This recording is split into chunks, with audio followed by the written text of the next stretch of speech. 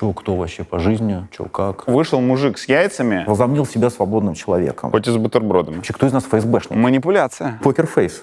Не колется. Господи, нахватался я, ужас просто. Западные кураторы объяснили ему, что можно говорить, а что нельзя. Ну давай вот по-мужски договоримся, что этот разговор останется между нами.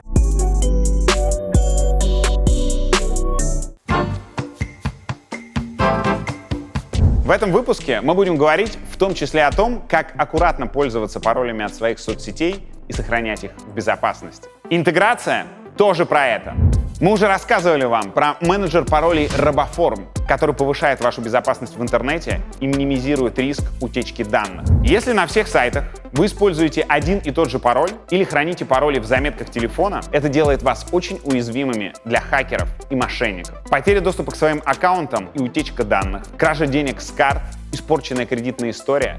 RoboForm снимает все основные проблемы, связанные с безопасностью ваших аккаунтов в онлайне. RoboForm создает уникальные пароли, которые вам не потребуется запоминать. Используя RoboForm, вы сможете заходить на любой сайт или в приложение одним нажатием со всех устройств, не сталкиваясь с паролями, а значит и не забывая их. Функция автозаполнения форм также поможет легко и быстро совершать покупки в интернете, проходить регистрацию на сайтах и заполнять любые онлайн-формы. Центр безопасности RoboForm производит мониторинг на предмет компрометации, то есть определяет слабые, повторно используемые или скомпрометированные пароли и предлагает им надежные замены.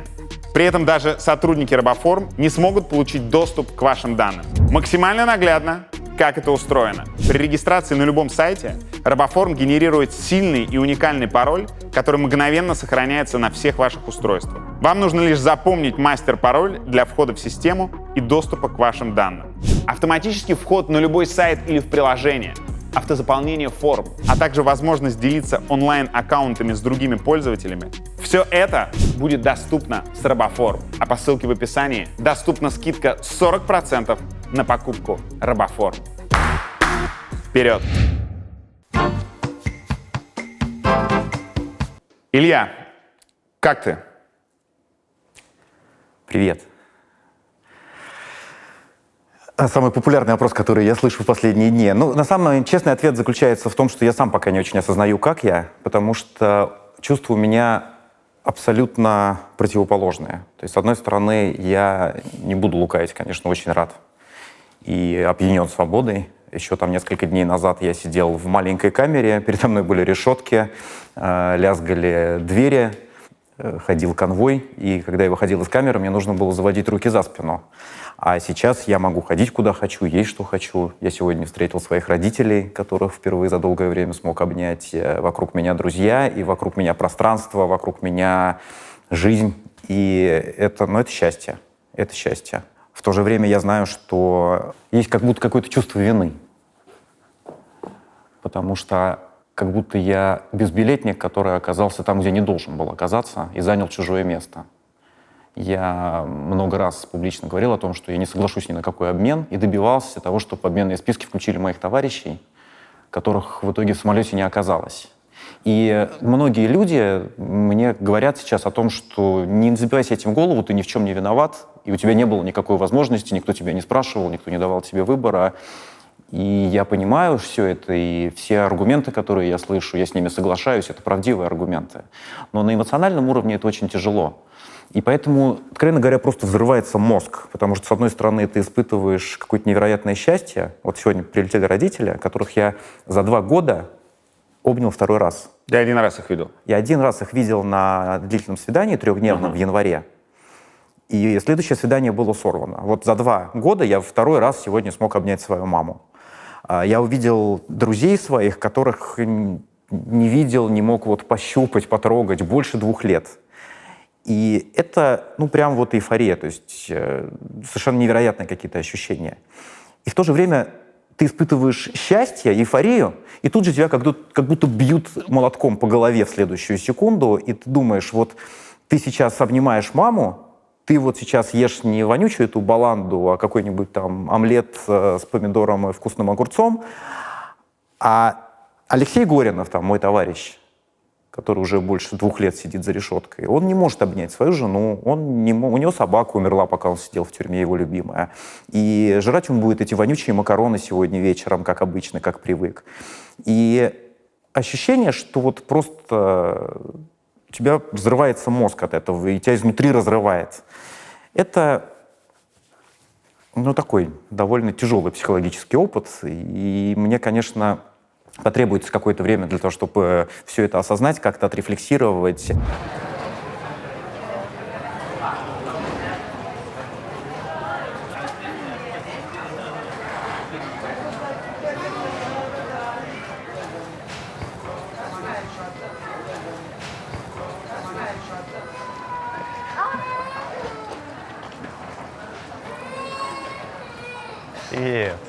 Привет.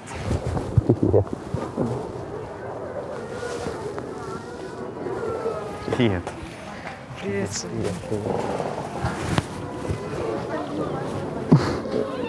Так, вот это чемодан твой. Можешь сразу У брать. меня уже есть.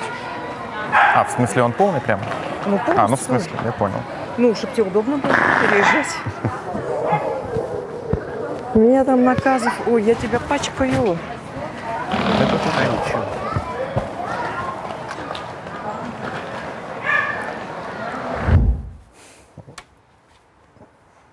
Прям чуть не расплакался.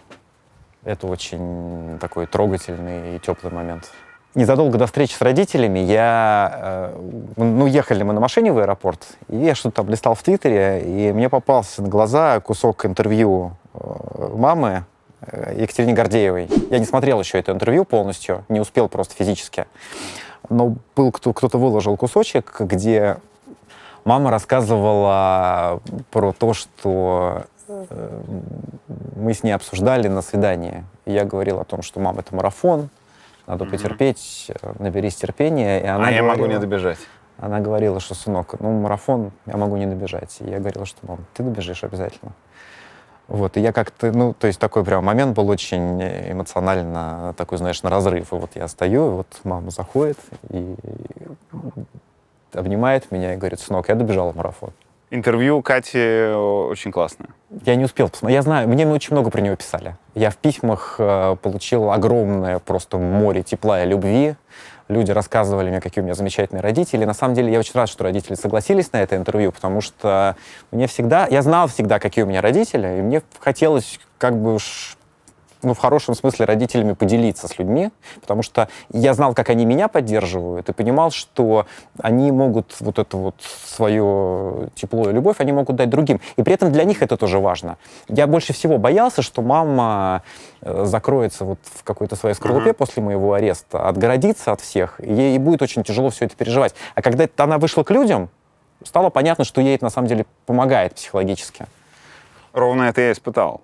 То, что она действительно как Wi-Fi раздавала Именно вот так. эту вот уверенность и понимание того, как можно не сдаваться. Да, но ты же понимаешь, что внутри все равно это было очень тяжело. То есть да. это способ психологической адаптации, когда ты принимаешь свою роль и принимаешь на себя ответственность еще и за других людей. И при этом все равно вечером ты приходишь домой и остаешься один на один со своими мыслями. Поэтому мама моя вела себя абсолютно героически, отец очень здорово себя проявил, и я очень ими горжусь.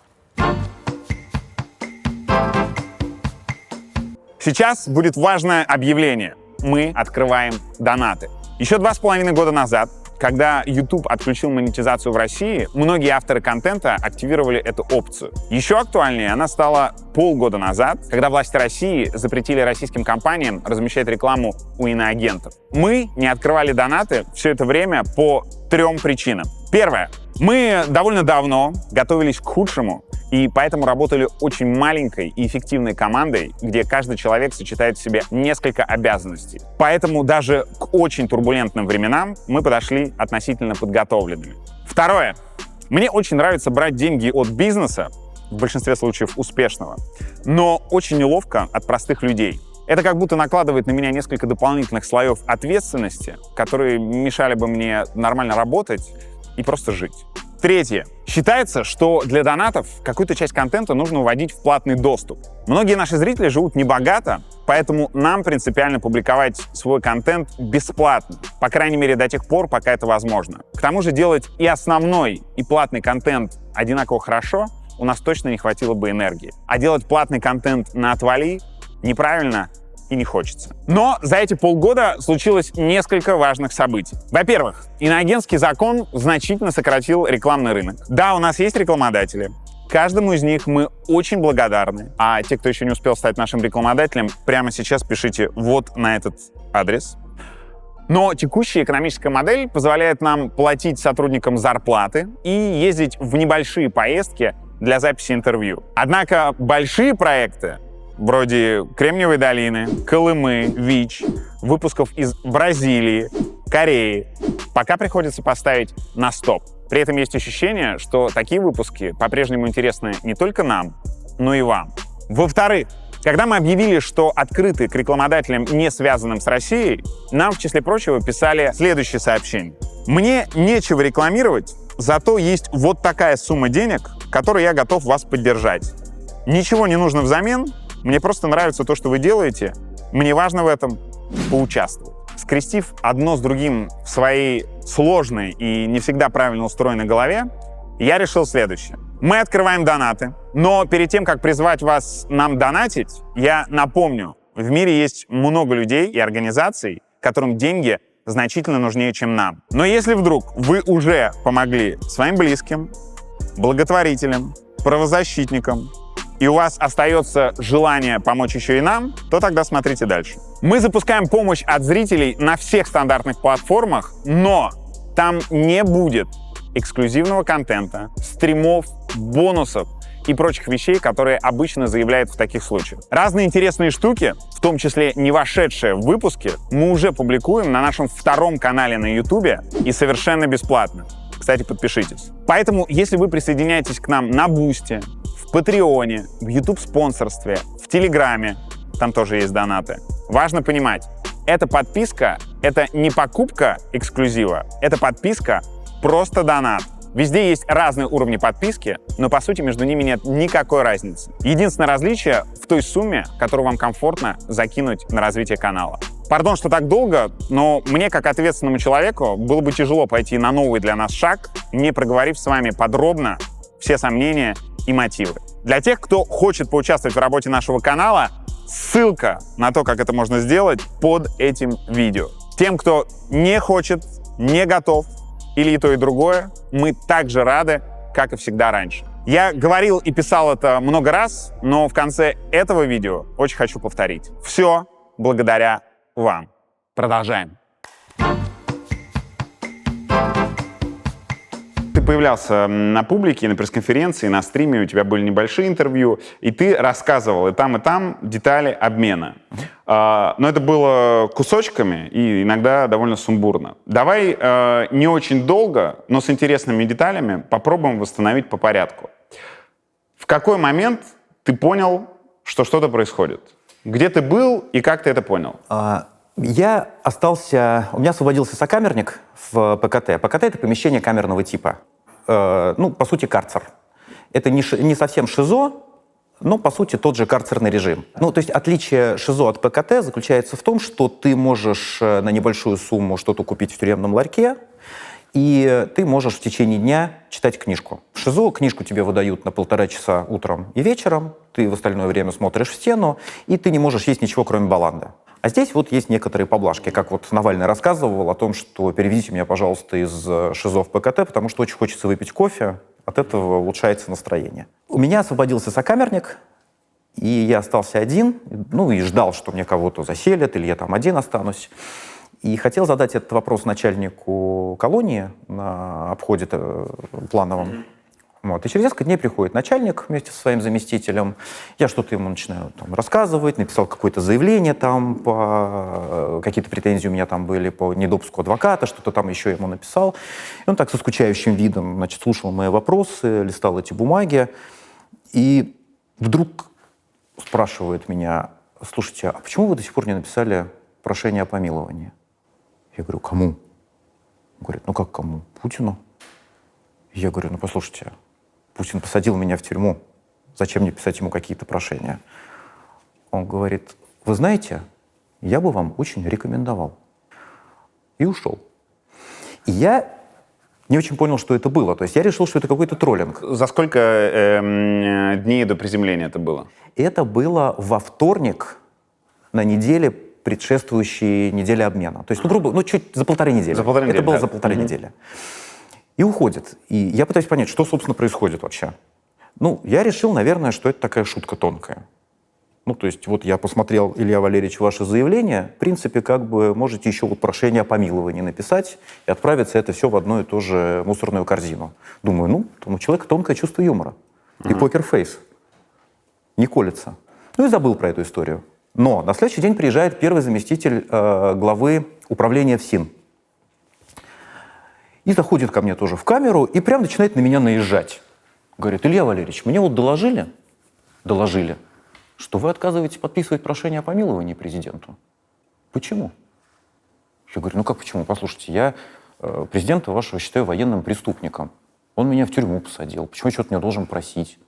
И вообще, прошение о помиловании — это право, а не обязанность. Почему вы вообще такие вопросы мне задаете? Я не помню, как он дословно сказал, но он как-то так, что он бывший военный, он как-то так ухмыльнулся, посмеялся, говорит, неважно, что вы там думаете, пишите бумагу. Я говорю, да не буду я писать никакую бумагу, не буду я никакой милости просить там вашего президента. Вам надо, вы и пишите.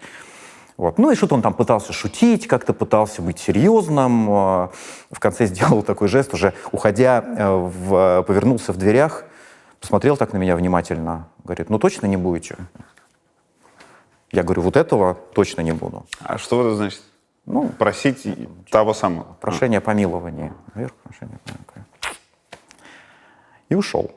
Конечно, тут у меня уже возникли сомнения о том, что, наверное, идет некий дипломатический процесс. Странно, если к тебе приходит тюремное начальство и начинает тебя уговаривать подписывать прошение о помиловании. Значит, наверное, что-то происходит. Я ждал адвокатов, чтобы с ним это обсудить. Не дождался, потому что в субботу меня неожиданно оперативники вывели из камеры, причем это было в режиме спецоперации, под предлогом того, что меня вызывает начальник, хочет о чем-то со мной поговорить. Я только позавтракал, буквально это раннее утро было, приходит оперативник и говорит, пошли к начальнику, что там хочет с тобой обсудить. И я думаю, наверное, опять сейчас будет про это помилование, не помилование. Думаю, пойдем послушаем, может, какие детали будут понятны. Мы выходим на улицу, и не доходя до соседнего здания, где находится кабинет начальника, мы идем мимо ворот колонии. И я вижу, что начальник стоит у ворот колонии, и рядом с ним стоит какой-то мужик в розовой футболке с барсеткой. Я думаю, мужик в розовой футболке с барсеткой, наверное, ФСБшник, скорее всего, из Москвы. Так. И начальник говорит, веди его сюда. Меня подводят, я, здравствуйте, думаю, сейчас, наверное, какой-то диалог будет. И этот ФСБшник просто берет меня под руку, открываются ворота, и меня запихивают в автозак. И куда-то везут. Ничего не объясняя. Ни на какие вопросы не отвечают. Никаких вещей не дали собрать. То есть потом кто-то там из этих, по-моему, оперов сбегал, взял зубную щетку и пасту. И я практически как был в тюремной робе и с зубной щеткой отправляюсь спецэтапом в Москву. Я догадываюсь, что меня везут в Москву. Потому что по времени явно это не Смоленск ближайший, явно мы куда-то едем. Я пытаюсь там у конвоиров что-то узнать, они сами ничего не то есть просто машина едет, 5 часов. Это КамАЗ, да, не 5, 4 часа, она прям летит, я понимаю, спецэтап. Думаю, что происходит, давай думать. Думаю, наверное, либо новое уголовное дело, в принципе, там были предпосылки, либо, может быть, действительно сейчас будут обменивать. Меня привозят в следственный изолятор, причем выгружают, что называется, от двери к двери, чтобы я ничего не увидел вокруг. Но я догадываюсь, что я в Лефортово, потому что, когда меня, конвоировали, я успел там краем глаза заметить информационный стенд, на котором было написано ФКУ СИЗО-2 УФСИН России. Видишь, у меня поэтому был вопрос. Ты сказал, многие говорили, мы не понимаем, куда нас везут. И мне было интересно, а как это технически возможно? Потому что от дверей к дверям. Конечно. То есть просто КамАЗ подъезжает к дверям, и ты буквально выскакиваешь, и тебя сразу заводят. Окей. И ты не понимаешь голову. Ты не понимаешь, да. То есть и в какой-то момент просто я заметил, что там написано на информационном стенде казенное название этого учреждения. Я понимаю, что я в Лефортово. Лефортово — это либо госизмена, Ну, то есть Лефортово — это ФСБшный изолятор. То есть ты думал, либо новое дело, Да, причем не просто новое дело, а значит какая-нибудь госизмена или что-нибудь еще покруче. десятки лет. Ну, что-то прям совсем серьезное. Да. Либо все-таки обмен. Потому что прошение о помиловании, которое от меня требовали, как бы на это намекало. Никто ничего не объясняет. Никто ничего не говорит. Меня, опять же, обыскивают там полностью, у меня ничего нет. Меня заводят в камеру, абсолютно пустая камера. Я требую, чтобы меня сводили в душ, требую прогулку. Мне ничего не дают. Хотя это положено по закону. Я прошу, хотя бы дайте мне вот там 2 листа бумаги и ручку. Я сажусь за стол и начинаю, как Штирлиц, значит, рисовать и там анализировать, что со мной происходит. Аргументы в пользу нового дела, аргументы в пользу возможного обмена там, и так далее. Ну и в ходе какой-то вот, значит, своей аналитической, так сказать, работы я склоняюсь к тому, что, наверное, все-таки это больше похоже на обмен. И пишу заявление на имя начальника о том, что я не согласен ни на какой обмен. Дело в том, что по Конституции запрещено высылать граждан России за пределы страны, если они не дают на этого согласия. Кстати, российские власти часто к этому апеллировали, когда там какие-нибудь шпионы там, или там, преступники сбегали в Россию, и власти тех стран, где они совершили преступления, просили их выдать. Вот Литвиненко, когда отравили, Лугового британцы просили выдать. И Путин всегда отвечал: мы не можем его выдать, это гражданин России, по Конституции это запрещено. И я пишу заявление на имя начальника вот этого изолятора лефортовского о том, что, значит, Конституция запрещает высылку граждан России за пределы страны без их согласия. Являясь гражданином России, я не даю согласия на высылку меня за пределы России. Считаю, что у меня есть законное право оставаться на территории страны, в которой я родился, и прошу довести, соответственно, содержание этого заявления до тех лиц, которые принимают решение о моей судьбе. Потому что понятно, что не начальник колонии это решает. Ко мне прибегает заместитель начальника, и у нас с ним, значит, начинается некий диалог. Ну, что это тут? Нормально сидели, что вы начинаете? И, судя по его реакции, я понял, что, ну да, скорее всего, речь идет об обмене. Я ему говорю: послушайте, вам придется, применять силу. Ну, то есть я отказываюсь. Вам придется прям меня депортировать насильно. Он: ну, ваша позиция понятна, я вас услышал. Будем из этого исходить. Привело это исключительно к тому, что меня выводили 2 спецназовцев, самые крепкие, самые здоровые, для того, чтобы я, значит, никуда не дернулся. И до последнего момента... А как, в наручниках? Не в наручниках, просто меня взяли под руку. Ну, то есть это нас конвоировал спецназ ФСБ, это Альфа-антитеррор. Это люди, которые там выполняют боевые задачи. Они все были в масках, они все были вооружены, у каждого на поясе был пистолет. И меня просто взяли под руки, завели в автобус, я первый был в этом автобусе, и сразу мне сказали, что там: Лев Валерьевич, давайте вот вы спокойно поедете, сделайте, что от вас требуется, потому что не создавайте нам проблем, потому что это приведет исключительно к тому, что нам придется применять силу. Не сомневайтесь, если потребуется, мы ее применим. Но будет гораздо всем проще, если вы вот там не будете рыпаться, как он сказал. Вот, единственный шанс у меня оставался, то есть вот когда я уже сел в автобус, я предполагал, что мы будем проходить какой-то паспортный контроль. И я вспоминаю историю Марии Колесниковой, белорусской оппозиционерки, которая порвала паспорт на паспортном контроле и таким образом не позволила себя депортировать. Я еще думал, что, может быть, такой трюк исполнить, но они не дали мне этого шанса, потому что меня завели в самолет, и паспорта нам всем выдали только когда мы уже пересекли границу России. А привезли нас в терминал Внуково. Это правительственный терминал, откуда вылетают правительственные чиновники. Подвезли буквально вот к трапу, завели в самолет. Рядом с каждым политзеком сел сотрудник ФСБ. Когда ты заходил в самолет, ты видел, кто там сидит уже? Нет, я видел уже всех в автобусе. Нас же везли на автобусе, и я первый оказался в этом автобусе. И краем глаза я, конечно, смотрел, кто заходит. И когда следующей за мной зашла Лилия Чанышева из команды Навального, она была начальником одного из региональных штабов Навального, и человек, за которого, кстати, я очень сильно переживал, и освобождение, обмена которого там мы все добивались. Я, конечно, уже окончательно понял, что происходит, и очень был рад видеть Лилию. Но дальше, опять же, вот были очень такие противоречивые эмоции, потому что я сидел и смотрел, кто заходит. Ты ждал Горинова? Я ждал Горинова. зашел Карамурза. Я ждал не только Горинова, я ждал Карамурзу. Следующим зашел Володя. Это было счастье. Потом зашел Пивоваров, мой друг Андрей Пивоваров. Это была радость. Зашла Ксюша Фадеева. Зашли другие люди. Зашел Вадим Останин. Следующий человек. Следующий. И двери закрываются. И Горинова нет. А Карамурза сидит передо мной. Я могу наклониться и с ним как-то перешептываться. И я говорю: Володь, нету Горинова.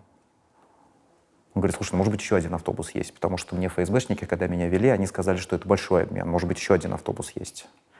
Я говорю: Володь, здесь есть места, они его не включили в список, его здесь нет. И это прям было очень тяжело, потому что они же сделали абсолютно издевательскую вещь. То есть, ты понимаешь, я вот уже больше года, да, я и в публичных своих выступлениях, и в письмах, и везде, я говорил о том, что, пожалуйста, не надо меня обменивать, не включайте меня ни в какие списки на обмен, потому что мое там пребывание в тюрьме я рассматриваю в том числе как борьбу за право жить и работать в России. Я понимаю, что это вот такой путь, который мне надо пройти. Я не хочу уезжать из России ни под каким соусом. Ни через обмен, ни через какие-то там другие варианты. Мне это не подходит. Я хочу добиться своего права жить и работать в России, заниматься в России независимой политикой. Но есть люди, которых надо спасать. Вот есть Алексей Горинов, мой товарищ, которого посадили для того, чтобы меня запугать.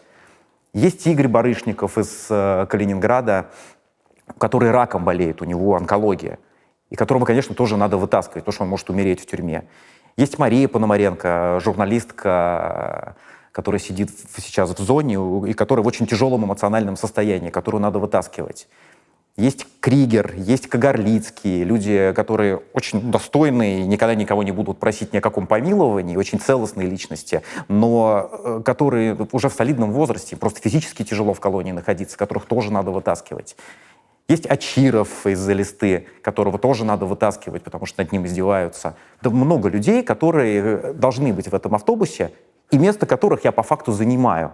То есть я, человек, который просил меня не обменивать, оказался на том месте, где должны быть вот все они. И я понимаю, зачем они это делают. Те люди, которые устроили этот обмен с российской стороны, я понимаю, они оставили заложников. И Горинов сейчас — это мой личный заложник, потому что Горинова, они даже не скрывали этого, Горинов был депутатом в моей фракции в Красносельском совете. Его посадили, дав мне четкий, абсолютно недвусмысленный месседж, что вот мы вас всех начнем сейчас сажать, вот посадили Горинова, ты следующий, поэтому уезжай из страны, иначе будешь следующим.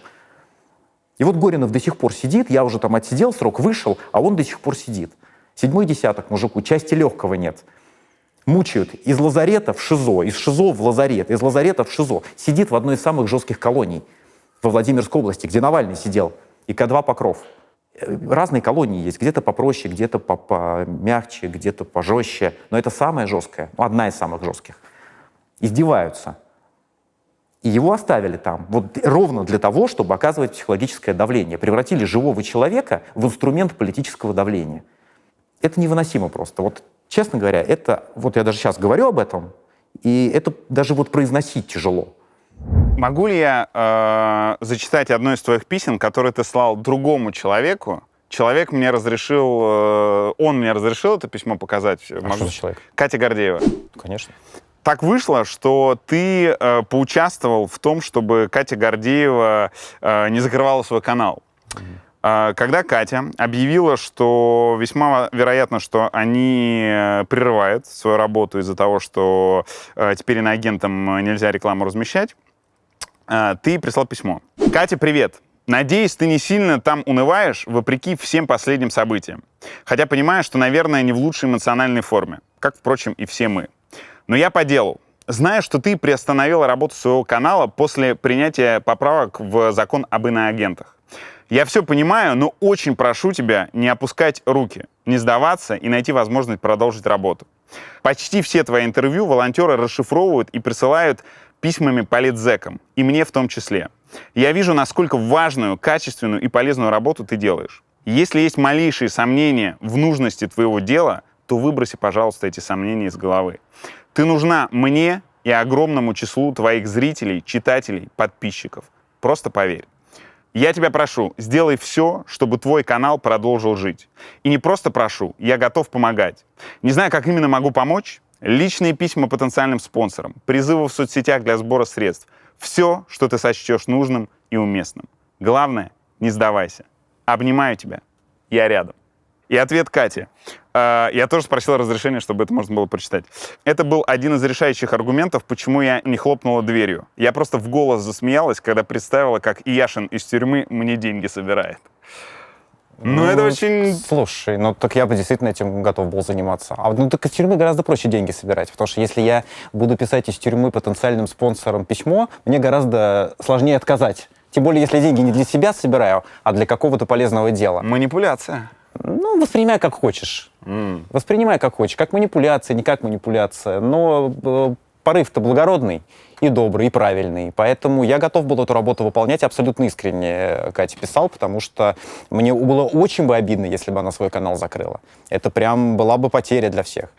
Меня очень растрогал просто этот момент с перепиской, и с тем, как на нее это повлияло. Ну, я рад, что на самом деле, если действительно мое письмо, потому что она как-то, я не знаю, то ли это, может, не дошло письмо, то ли как-то потерялось, и я даже не был уверен, что она его прочитала. Но если действительно это как-то повлияло на ее решение продолжить работу, я очень рад. Как общалась с людьми, которые вас сопровождали? Как они к вам относились? Ты знаешь, интересно, поначалу они были настроены достаточно жестко. У них там сразу случился конфликт с Пивоваровым, потому что Пивоваров что-то там увидел нас, как-то там сразу, ой, там, Илья, привет, и они как-то его жестко осадили. Он начал с ними спорить, мол, что вы мне тут высказываете, мне уже показали справку об освобождении, я свободный человек. И они как-то начали там на него замахиваться, грубить, там, ты тут себя возомнил свободным человеком, мы тебе сейчас объясним, сейчас вон мордой в пол поедешь. И тот ФСБшник, который ехал рядом со мной... Была фраза «возомнил себя свободным человеком»? Да. Это невольное цитирование. Это дословное. Это дословно. Возомнил себя свободным человеком.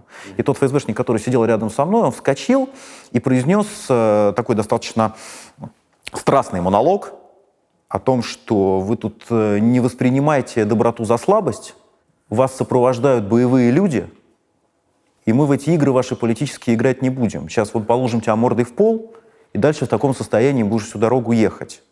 Ну и потом он немножко успокоился, сел обратно рядом со мной, и я зацепился за эту фразу «мы боевые люди». Мне интересно стало. Я ему говорю, слушайте, а как вас зовут? Он говорит, я Георгий. Я, приятно. Я говорю, я просто давно в тюрьме сидел. Вы вот сказали, что вы боевые люди, я так понимаю, вы участвуете в боевых операциях. Да, мы выполняем боевые задачи, вот мы там в окопах все были, мы это все очень серьезно воспринимаем. В каких? Украинских? Да. И я говорю, а вы можете мне рассказать, что там происходит? Я просто в тюрьме сидел, у меня очень ограниченная была информация, мне очень интересно. Потому что я сижу в тюрьме, собственно, за этой войне. И у меня не было возможности следить. Он как-то так сначала односложно отвечал, вот, а потом, ты просто понимаешь, интересно, чем дальше мы отлетали от России, тем более расслабленными становились эти ФСБшники. В какой-то момент они, там, где-то через полчаса, через час полета, они, значит, начали снимать маски, и мы видели их лица. А знаешь, в чем еще прикол? Это прям прикол. Летели же граждане США и граждане России. Да. Самолет состоял из двух частей. Еще граждане Германии были. Да, ну вот к американцам особое отношение. Потому что был бизнес-класс, и все американцы летели в бизнес-классе. То есть россияне летели в общем салоне, всех американцев отвели в бизнес-класс. И я ему говорю, вы знаете, в Советском Союзе была такая статья «Низкопоклонство перед Западом».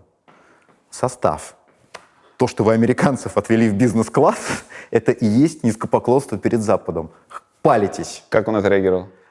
Ну, как-то отшутился. Так вот. Это же просто мем. Американец? Кто американца позвал? Выходи отсюда. Это же просто из вот этого мема. Ну вот. И в какой-то момент они начали расслабляться, сняли маски, как-то начали между собой общаться. Достали бутерброды. Достали бутерброды из рюкзаков. Там Ксюша Фадеева, она худенькая прям совсем. Начали Ксюше предлагать эти бутерброды. Она абсолютно ошалелыми глазами на них смотрела, потому что, представляешь, там эти ФСБшники, у них пистолеты на поясе, там, да, вот они там снимают эти маски, там, нарезочки, бутербродики, там, девушка, давайте мы вас тоже там покормим. И я понял, что, ну, как бы есть возможность пообщаться. И мне стало интересно, ну, потому что люди, которые вот буквально по другую сторону, которые не просто там поддерживают войну, они идейные, и прям видно, что они идейные. Я с этим Георгием начал общаться с большим интересом.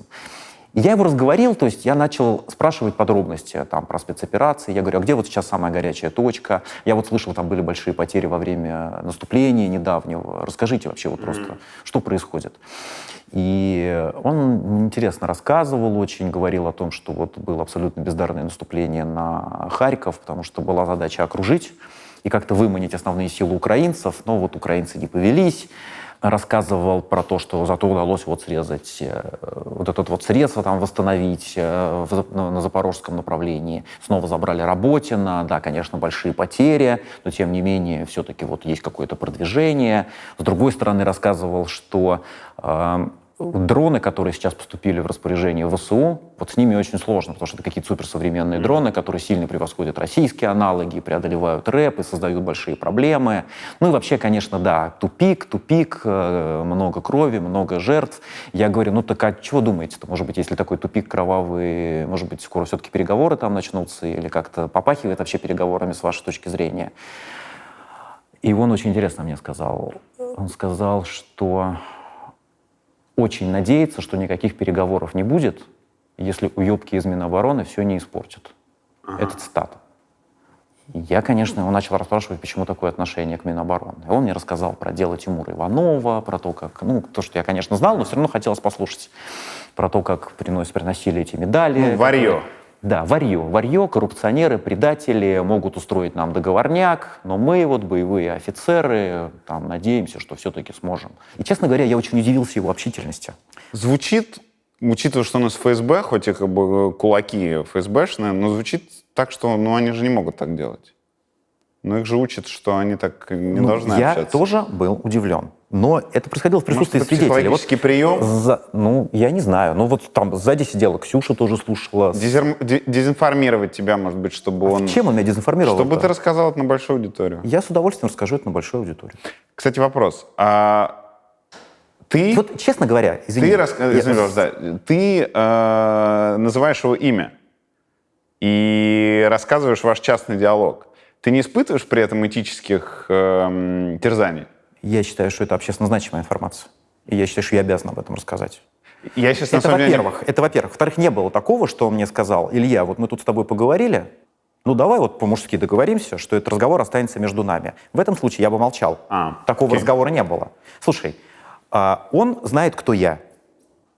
Он меня, извини, не на пикник повез, а против моей воли высылал из страны. Хоть и с бутербродами. Хоть и с бутербродами. Он меня высылал из страны. Он мне рассказал то, что мне важно, интересно знать вот в этом контексте. У меня нет ни малейших этических сомнений о том, что я обязан это рассказать. Это вопрос вслух. Мне самому интересно, как работает ли этическая история по отношению к людям, которые помогают злу притворяться в жизнь. Я тебе могу сказать, вот какая у меня есть гипотеза. Я думаю, что это человек, у которого... Он в этом смысле он не очень похож на ФСБшника. Да? Ну, то есть там рассказывать оппозиционеру, что ты там думаешь про Минобороны или там про удачное, неудачное контрнаступление, это, ну, как бы не очень профессионально, но мне кажется, его Карамурза немножко к этому стимулировал, потому что у них там случился небольшой конфликт, и Карамурза ему что-то там сказал, типа из серии, там, не путайте отечество и ваше превосходительство, что вы, мол, тут воюете за начальство. И его это прям задело по-человечески. Потому что он считает, что Потому воюет что за он Родину. говорит, да мне насрать на это начальство, я там родину защищаю, я там жизнью рискую. Они, кстати, с Карамурзой ровесники. Он загуглил, взял телефон, загуглил, сколько Карамурзе лет. Они оказались ровесники, им по 43, по-моему, года. Вот мы с вами ровесники, я там родину защищаю, а вы там, вот, мол... А вы что? Ну вот вы типа вы действуете против своей страны, что вот вы, мол, предатель. И у них прям... Я старался помягче, потому что мне очень интересно было его послушать. Я с ним не конфликтовал. То есть, когда он мне все это рассказывал, я не давал этому никаких оценок, и я не говорил ему, как же вот вы можете там воевать там и так далее. То есть мне хотелось... Я в какой-то момент подумал, вообще, кто из нас ФСБшник? Вот, поэтому это был очень интересный диалог, но я тебе могу сказать, что мне показалось, может быть, это, конечно, какая-то оперативная игра была, но если это так, дайте мужику Оскара, потому что он выглядел очень искренним, он очень искренне возмущался, он очень искренне говорил там про этих воров из Минобороны, он прям явно какое-то испытывает вот боевое там братство, очень гордится тем, что воюет. Но он с первой фразы, то есть вот когда началась эта история с Пивоваровым, он же прям с первой фразы: вы тут не думайте, что мы тут какие-то Кабинетные крысы. боевые люди. Мы тут не просто так с пистолетами ходим. Кто пошутил относительно того, что не занимайтесь там сильно политикой, потому что Красиков и за вами может сказал. вернуться? Это он. Это он сказал. Он шутил? Думаю, что нет. Ну, то есть это звучало так. Ну, а он сказал что-нибудь там, типа... Ну, как-то хихикнул, но, то есть, было понятно, то есть, я тебе скажу откровенно, у меня как бы морозец по коже пробежал, и у Карамурзы. То есть, мы как-то, услышав эту фразу, мы немного так осеклись и замолчали, и я наклонился к Карамурзе, я говорю: Вов, а я правильно понял то, что он сказал? Он говорит: ну да, это угроза, он нам угрожал. Я: ну, хорошо, ладно, учтем, примем это к сведению. Финальная сцена какая-то была, прощание? Вот, то есть, когда вас передают из рук российских в руки представителей других государств? Там смешная с ним сцена прощания была. К нему подошел командир, что-то ему шепнул на ухо. Он повернулся ко мне и сказал: Илья Валерьевич, извините, мне придется вас покинуть. Меня повысили до американцев. Поэтому он конвоировал... Серьезно? Абсолютно. Вот, и Это Ширли-Мырли прям. он пошел в салон бизнес-класса, и кого-то из американцев надел маску, и кого-то из американцев он конвоировал в автобус, а мне представили другого ФСБшника, лицо которого я не видел, потому что он был в маске. Нет, ну слушай, на самом деле вот эта вот история с обменом, она, с одной стороны, очень драматическая и болезненная, но, с другой стороны, там трагикомедии тоже хватало. Вы спускаетесь, вы прилетаете. Вы сразу поняли, куда вы летите? Ну, догадались, да. Но там же висит этот монитор, и там показано маршрут. Не во всех самолетах показан маршрут, тем более... Ну, это правительственный самолет уже. Наверное. Вы понимаете, что вы летите в Анкару? Вот, и мы видим, что летим там на юг, в сторону Кавказа, и с Орловым мы там перекрикивались, в какой-то момент они уже там расслабились. Орлов: куда мы летим, я не могу понять. Я говорю: Олег, кажется, в Анкару. ФСБшник, да, в Анкару. Вы прилетаете, спускаетесь. Да. Нас ведут в автобус. То есть, скажем, вот до момента захода в автобус с тобой идет сотрудник ФСБ, который нежно поддерживает тебя за локоток. Ты заходишь в автобус, и там тебя встречает человек, который говорит... Там девушка такая была очень симпатичная, блондинка. Здравствуйте, я представитель немецкого правительства. Как вы себя чувствуете? Я говорю: вы знаете, гораздо лучше. Да, располагайтесь, вот вы можете здесь взять воду. Сейчас зайдут остальные ваши товарищи, и мы объясним, что происходит и что с вами будет происходить дальше. Она по-английски говорила? Она говорила по-английски. И после этого вы уже общались только с немцами? Мы общались с немцами, там был переводчик, и нас провели в такой гостевой зал аэропорта, предложили там какие-то сэндвичи, напитки, дали возможность позвонить родным. Ну, просто телефоны предоставили. Там был представитель американского посольства, который связал Карамурзу с Байденом и с семьей.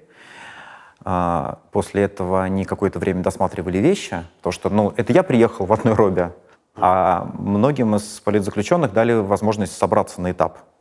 И поэтому, например, у Орлова, человек старой закалки, Олег Петрович Орлов из мемориала, он собрал все. Я говорю: Олег, ты что там, шконку, что ли, вынес по частям? Ну, просто 2 огромных баула. Говорю: я же не знаю, куда я еду. Я взял, что надо. У него там мешок с трусами, мешок с носками, там какая-то еда, там все как положено. Вот. И все эти вещи нужно было проверить и просмотреть, потому что, мало ли, может, там ФСБшники что-нибудь там запихнули там. Вот. И это заняло там, часа 2, наверное. А вот после чего нас погрузили в 2 небольших самолета и довезли до Германии, где нас встречал канцлер Шольц. Ты знаешь, вот я много раз представлял, как я выйду на свободу, но мне всегда казалось, что я это сделаю через ворота колонии, меня там встретят люди, я пойду искупаюсь на речку, обязательно пойду там в свой любимый Лосиный остров, парк, погуляю вот по привычному маршруту, как-то вот подышу этим воздухом свободы, погуляю по городу. Много раз вот представлял такой, знаешь, виш-лист, чего я сделаю. Ничего этого я сделать не смог, потому что вышел я не через ворота колонии, а под конвоем спецназа ФСБ через аэропорт. И на самом деле вот с момента прилета практически не было времени, когда я был предоставлен сам себе. Все это вылетело из головы. То есть я нахожусь сейчас в такой ситуации, когда я не могу там посвятить время себе. И надеюсь, что в какой-то момент просто ажиотаж спадет, и я сяду и вообще подумаю, чего я хочу. И было много вообще таких мыслей у меня во время этих передвижений, когда я пытался вспомнить вообще, чего я хотел и чего я могу еще реализовать. Ну, там, не знаю, собаку. Могу ли я завести в Берлине собаку? Поэтому непонятно. У тебя просрочен российский паспорт. Я неправильно немножко на пресс-конференции сказал, я поясню. Дело в том, что мой старый паспорт, который я получал в 18 лет, он пришел в негодное состояние. Он был весь такой рваненький, и вот. И я его, как бы потерял. То есть я написал заявление о том, что он у меня утерян, и попросил выдать мне новый паспорт. Мне выдали новый нормальный паспорт, у меня был загранпаспорт, все как положено, но при этом лежал вот этот вот старенький рваненький паспорт, на всякий случай, что, не выкидывает же его. И я эти документы не хранил дома. Поэтому, когда ко мне пришли с обыском после возбуждения уголовного дела, это был единственный документ, который у меня был обнаружен. И этот документ хранился в материалах моего уголовного дела. И когда меня высылали из страны, они взяли этот мой старый недействительный, я неправильно сказал, он не просроченный, он просто недействительный, потому что он был заменен на новый паспорт. И вот с этим рваным, недействительным паспортом меня погрузили в самолет. И там, кстати, смешно было, когда мне этот паспорт выдали в самолете. Я же до этого думал, что я его порву сейчас. Мне его выдают, и я смотрю, так весь рваный. Я думаю, что тут рвать-то, он и так весь рваный. Так, но, получается, физически заграничный паспорт российский у тебя где-то были? Теперь есть. Вот родители сегодня привезли мне документ. Теперь все в порядке. Ну, все не так драматично, как ты говорил. Теперь нет. Нет, у тебя есть работающий документ. Теперь есть. Но было непонятно, сможет ли мама его привезти, не сможет ли. Может, ее на границе отберут. Но факт заключается в следующем. Я приехал на территорию Германии без документов, без легальных документов в одной робе. И был смешной момент, я про это рассказывал. Тебя идентифицировали по интернету? Меня идентифицировали по интернету. У меня был вопрос, как это выглядело? То есть просто давайте вобьем в Google Википедию? Не-не-не. Значит, вот эта вот прекрасная девушка из немецкого правительства подошла ко мне с распечатанными листами бумаги, где было несколько моих фотографий, распечатанных из интернета. С митингов, с каких-то стримов, из Википедии и так далее. И вместе с ней был человек, который, насколько я понимаю, специализируется на идентификации. И они ко мне подошли и говорят, как вас зовут? Я говорю, меня зовут Илья Яшин. Они, назовите, пожалуйста, вашу дату рождения. Я называю дату рождения. Какие-то еще мне вопросы такие анкетные задают. Они говорят, теперь, пожалуйста, посмотрите прямо. Так, теперь, пожалуйста, немножечко повернитесь влево. И так далее. И я говорю, послушайте, а можно мне поинтересоваться, что это за документ такой? Покажите, пожалуйста. Она говорит, это просто вот ваши фотографии, мы вас идентифицируем, потому что у нас нет другой возможности. Когда ты вышел на свободу, многие говорили, а Яшин точно сидел? Он подозрительно хорошо выглядит для человека из тюрьмы. Я тебе больше скажу, даже позвонил Олег Навальный и говорит, чувак, как ты вышел из тюрьмы с модельной прической? Что у вас за тюрьма такая, что за лагерь у вас такой был? Разгадка простая. В нашем лагере сидел парень, зовут его Серега. Он был парикмахером в крутой достаточно сети барбершопов в Москве. 228? Естественно. Он был личным барбером Павла Деревянко. Слушай, все переплетено. Все переплетено. И он с большой гордостью об этом там рассказывал, что я Деревянко стриг. И у него прям целый набор этих всех триммеров, машинок. И с собой можно было взять? Он стриг весь лагерь. Он сотрудников стриг, он сотрудников стриг и так далее. Поэтому, если вы приедете в лагерь Сафонова, вы удивитесь, с какими прическами ходят там зэки. Потому что почти всех зэков там стрижет личный барбер Павла Деревянко. Что по спорту? Ты занимался? Я занимался спортом в СИЗО, потому что была возможность ходить в зал. Там можно платить деньги, купить абонемент и ходить в зал 2, иногда даже 3 раза в неделю. Это круто, потому что помимо спорта это лишняя возможность ходить в душ. И я так неплохую форму набрал. Но после приезда в лагерь все это закончилось. Практически сразу я попал на строгие условия. Там нет возможности заниматься спортом вообще. В том числе воркаут? Тюремный... Ну, набор упражнений, которые Ну, есть. послушай, вот в ШИЗО и в ПКТ очень сыро. А. Это влажно. Ты можешь, в принципе, какие-то там упражнения делать, но это стрёмно, потому что ты можешь просто туберкулез подхватить. И поэтому не рекомендуется. И я немножечко, конечно, форму растратил. Ну, я сейчас наберу. Сколько мыться раз в неделю можно было? 2 раза в неделю тебя выводят в душевую. Это прям кайф и праздник. Это событие, конечно. Ты выходишь там, моешься, выходишь чистенький. Приятно. Генеральный вопрос. Для чего это нужно американцам? Понятно, это их граждане. Для чего все это нужно правительству, например, Германии? Я думаю, что нет других мотивов, кроме гуманистического. И мы с Шольцем же об этом говорили на встрече.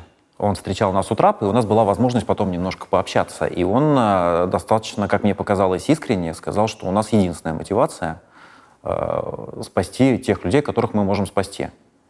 И мне эта мотивация понятна, потому что на самом деле в самолете оказались люди, которым действительно нужна была помощь. Вот Вова Карамурза, его отравили 2 раза. У него были огромные проблемы со здоровьем. Было непонятно, сколько он еще протянет в условиях карцера в одной из самых жестких колоний России. Саша Скочеленко, у которой тоже большие проблемы со здоровьем, которые мучили этой баландой, которые необходимы были лекарства, они спасли этих людей.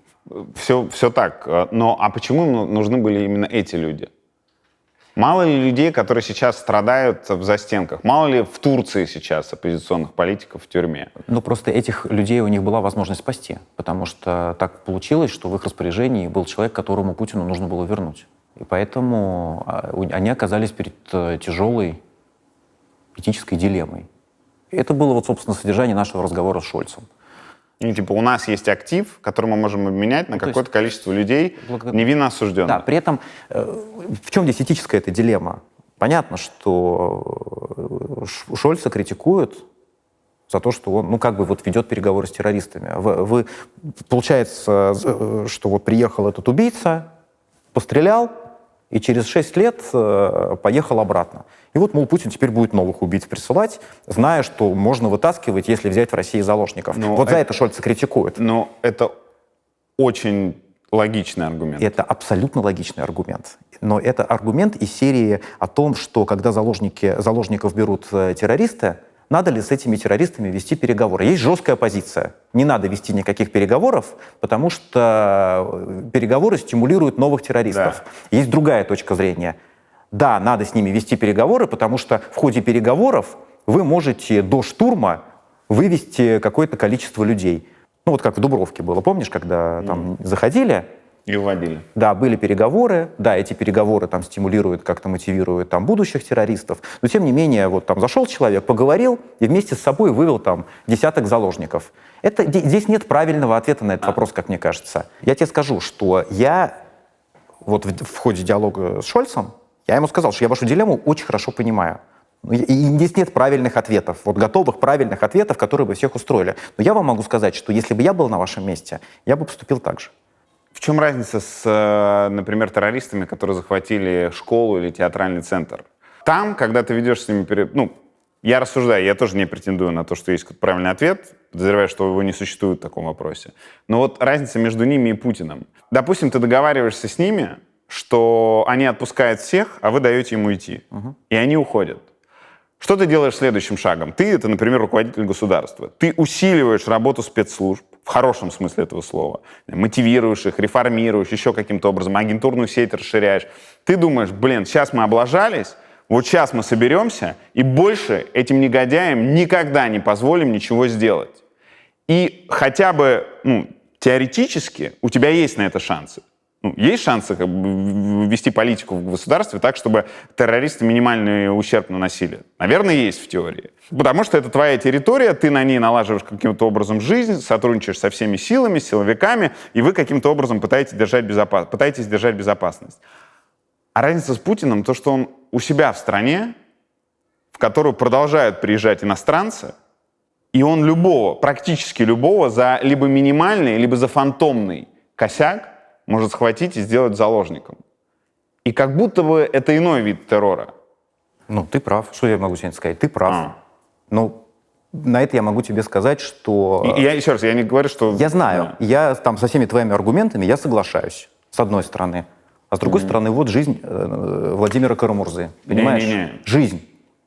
И поэтому, еще раз, я повторяю, здесь нету готовых правильных ответов. Это называется дилемма. И каждый политик, принимающий решение в такой ситуации, исходит из того, что ему подсказывает его совесть вот в этой ситуации.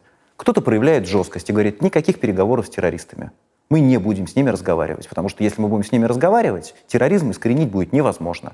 А кто-то говорит, что моя задача вот этого конкретного человека, который сейчас может умереть, вытащить и дать ему возможность дальше жить. Я надеюсь, во-первых, никто не услышал, что я как-то не рад обмену заложников, ни в коем случае. Тогда возникает вопрос, а не является ли такая сила, как Путин, непобедимой, когда с ним сотрудничают, борются, ему противостоят люди, которые готовы пойти на такие гуманистические шаги, а там совершенно спокойно без них переживут. Там, я имею в виду, в голове Мне Путина. кажется, мы сейчас с тобой можем уйти вот в такую философскую дискуссию. Вот гуманизм — это одновременно и твоя слабость, потому что тобой всегда можно манипулировать. Если у тебя гуманистические убеждения в политике, тобой всегда можно манипулировать. Да, вот можно взять заложника, начать его публично мучить и видеть из тебя веревки. Потому что ты хочешь этого человека спасти, потому что тебе не безразлична его жизнь, потому что тебе не наплевать. С одной стороны. Но с другой стороны, гуманизм — это великая сила. Потому что гуманизм людей объединяет, дает им веру, дает им надежду и дает им смысл существования. И несмотря на вот это вот, несмотря на все эти манипуляции, на самом-то деле все-таки человечество движется по пути прогресса. И гуманизм, который там еще несколько веков назад казался какой-то абсолютно маргинальной идеей, на сегодняшний день доминирует на территории значительной части мира и считается нормальным. Если проследить развитие человеческой цивилизации, гуманистические идеи расширяются и побеждают. Да, это глобальное противостояние. На самом деле, вообще войну в Украине я рассматриваю как глобальное противостояние гуманизма и тех людей, для которых человеческая жизнь ничего не стоит. Это противостояние тирании и свободы, это противостояние мракобесия и прогресса. То есть это такое глобальное противостояние добра и зла. Вот через Украину проходит линия фронта в этом противостоянии. И, конечно, да, гуманизм является и нашей слабостью, безусловно, и нашей силой. Ты бросил, считай, сколько тебе пришло писем на 15-й тысячи? 15-18 где-то вот я вел подсчет, и вот где-то когда было, по-моему, ближе к 18 у меня был этап, и там в какой-то момент я сбился, там часть писем потерялась, и я перестал считать. Дальше уже считал не конкретные письма, а порядки цифр, которые приходили. Около 30 тысяч. Ты каждому отвечал? Всем невозможно ответить. Я ответил примерно на 10 тысяч писем. 10 тысяч. А как технически это делается, ответ? Они конверт вкладывают в письмо или... Смотри, значит, есть несколько способов получения писем за решеткой. Способ первый — это ФСИН-письмо. Да. То есть тебе просто присылают, вернее, сотрудники тюремной администрации распечатывают лист, и на нем текстом, печатным текстом письмо и бланк ответа. И ты на этом бланке ответа, соответственно, пишешь ответ, отдаешь сотруднику, и они сканируют и отправляют обратно. Есть, значит, электронная система Зоны Телеком, которая отправляет письма в те колонии, где нет электронной переписки. То есть они распечатывают также твое письмо, вкладывают его в конверт и Почтой России отправляют. Так. Есть обычная Почта России. Ты можешь взять от руки, написать письмо и отправить. И отвечаешь ты, соответственно, тоже просто вот в обычном конверте. То есть человек может вложить конверт, может не вложить. А сколько конверт стоит? Сейчас конверт стоит, обычно мне с буковкой А, сейчас вот как раз было повышение стоимости, сейчас 31 рубль стоит отправка обычного конверта. То есть 10 тысяч писем ответить — это в районе 300 тысяч рублей. Мне это практически ничего не стоило, потому что люди, как правило, присылали в конверт, вкладывали для ответа. И лучше делать так? Конечно, лучше, потому чтобы что тебе... не факт, что... то есть у меня, на самом деле, было достаточно много еще и лишних конвертов, потому что люди иногда по 2, по 3 вкладывали. И у меня всегда был запас. Я делился там с другими арестантами, у меня с этим никогда не было проблем. Но может так сложиться, что у человека нет конвертов. Поэтому если вы пишете письмо политзеку, обязательно вложите конверт для ответа. Несколько мыслей из Z-пабликов относительно вашего обмена. Прокомментирую их коротко. Граждан России меняют на граждан России. Получается, тех, кого мы выслали, реально иноагенты и предатели. Иначе почему еще Запад был также бы заинтересован в том, чтобы их вернуть?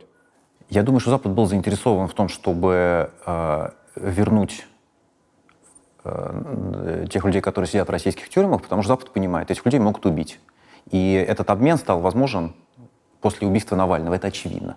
Вот Навального убили в колонии, и для многих политиков, принимающих решения на Западе, это стало тяжелым шоком.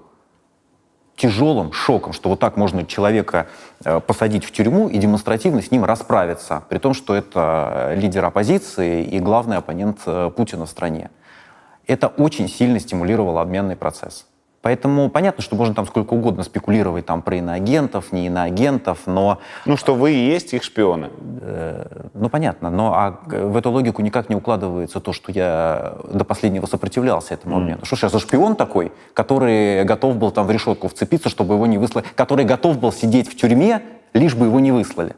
Ну, странно. Еще одна, это такая усредненная цитата. «В России намного выгоднее и безопаснее быть русофобом и сволочью, как вот эти высланные, чем патриотом, как Стрелков». Что ты можешь на это ответить? Я могу на это ответить, что в России остается больше 1200 политических заключенных, которые выступают против власти, против войны и которые близки мне по взглядам. Тот обмен, который состоялся, затронул там, меньше 1% от общего числа политзаключенных. Эти люди сидят, число этих людей продолжает увеличиваться. Будут и дальше сажать, потому что все эти законы о военной цензуре, об экстремизме, они никуда не делись. А Стрелкова посадили не потому, что он патриот, а потому что он непослушный патриот. Потому что он не такой патриот, как должен быть, по мнению Путина. Потому что он Путина критиковал. Вот за это его посадили. И третье. Это двойная победа Путина. И вернул людей, которые работают на благо Отечества, и условия Западу диктует. Как ты это прокомментируешь? И Путин не диктовал никаких условий Западу, разумеется. Если бы не убийство Навального, я думаю, никакого обмена бы не состоялось. Но является ли это триумфом, покажет время. Потому что те люди, которых из страны выслали, мне кажется, они себя как-то проявят. Я вот искренне могу сказать, что я никогда не представлял себя в роли эмигранта и никогда не понимал, можно ли вообще заниматься оппозиционной политикой, будучи за пределами своей страны. Но у меня есть большая мотивация этому научиться. Потому что у меня очень тяжелое чувство внутри, и я понимаю, что на меня ложится большая ответственность. Я понимаю, что я должен просто вот сейчас так работать, как никогда в жизни не работал, в абсолютно новых для меня условиях. И есть достаточно много исторических примеров, когда высланные из разных стран политики оказывались вполне эффективными за границей. Я этот опыт буду сейчас внимательно изучать. Это какие, например? Там я не буду сейчас вдаваться в детали, и потому что я еще сам достаточно поверхностно этим интересовался, но я этот опыт буду изучать.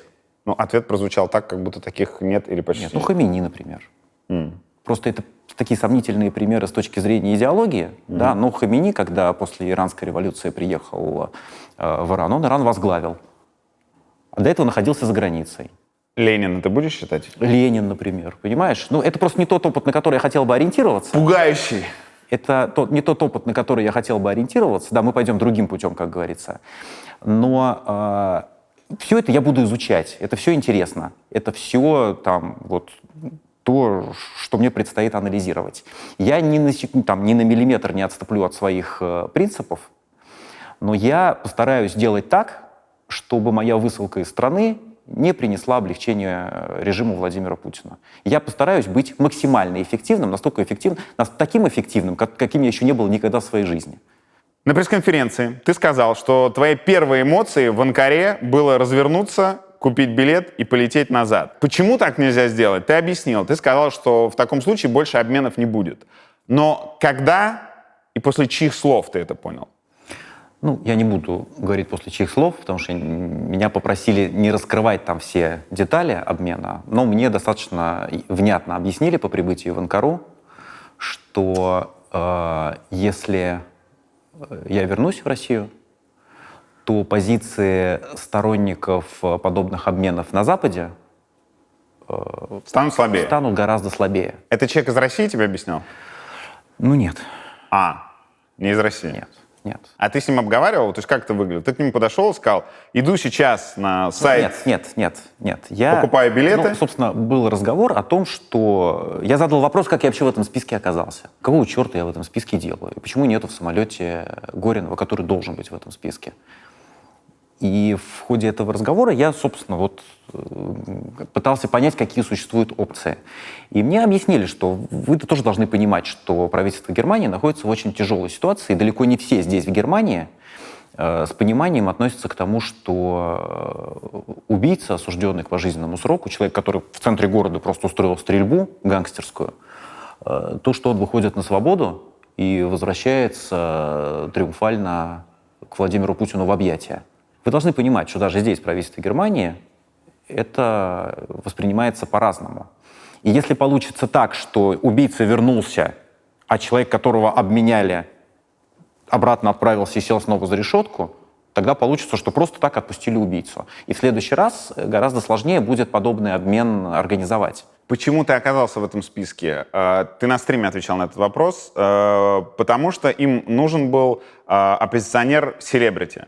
Человек с перспективой на лидера оппозиции. Слово «селебрити» не звучало, лидер оппозиции не звучало. Говорили о том, что цена этого обмена для Владимира Путина должна быть высокой. Поэтому нужны были какие-то публичные люди, должны были в этом списке оказаться. И поэтому, насколько я понимаю, решение о включении меня в список было принято в немецком МИДе. И это решение горячо поддержали кремлевские собеседники. Ну, при этом попросили, естественно, гарантии, что я не вернусь обратно, которых им никто не дал. Знаешь ли ты, почему в списке нет Сафронова, Беркович, Петричук? Я не знаю. Я знаю, что некоторые люди должны были оказаться в этом самолете, но... Из тех, кого перечислил? В том числе. Но в итоге не оказались. Ну, опять же, это информация, которую я не могу проверить. Да, вот такие разговоры были. Тебе писали девушки. И в большом количестве. Я не знаю, что в своем понимании большое количество. Ты говорил, что много. Ну, девушки писали. Что это за письма были?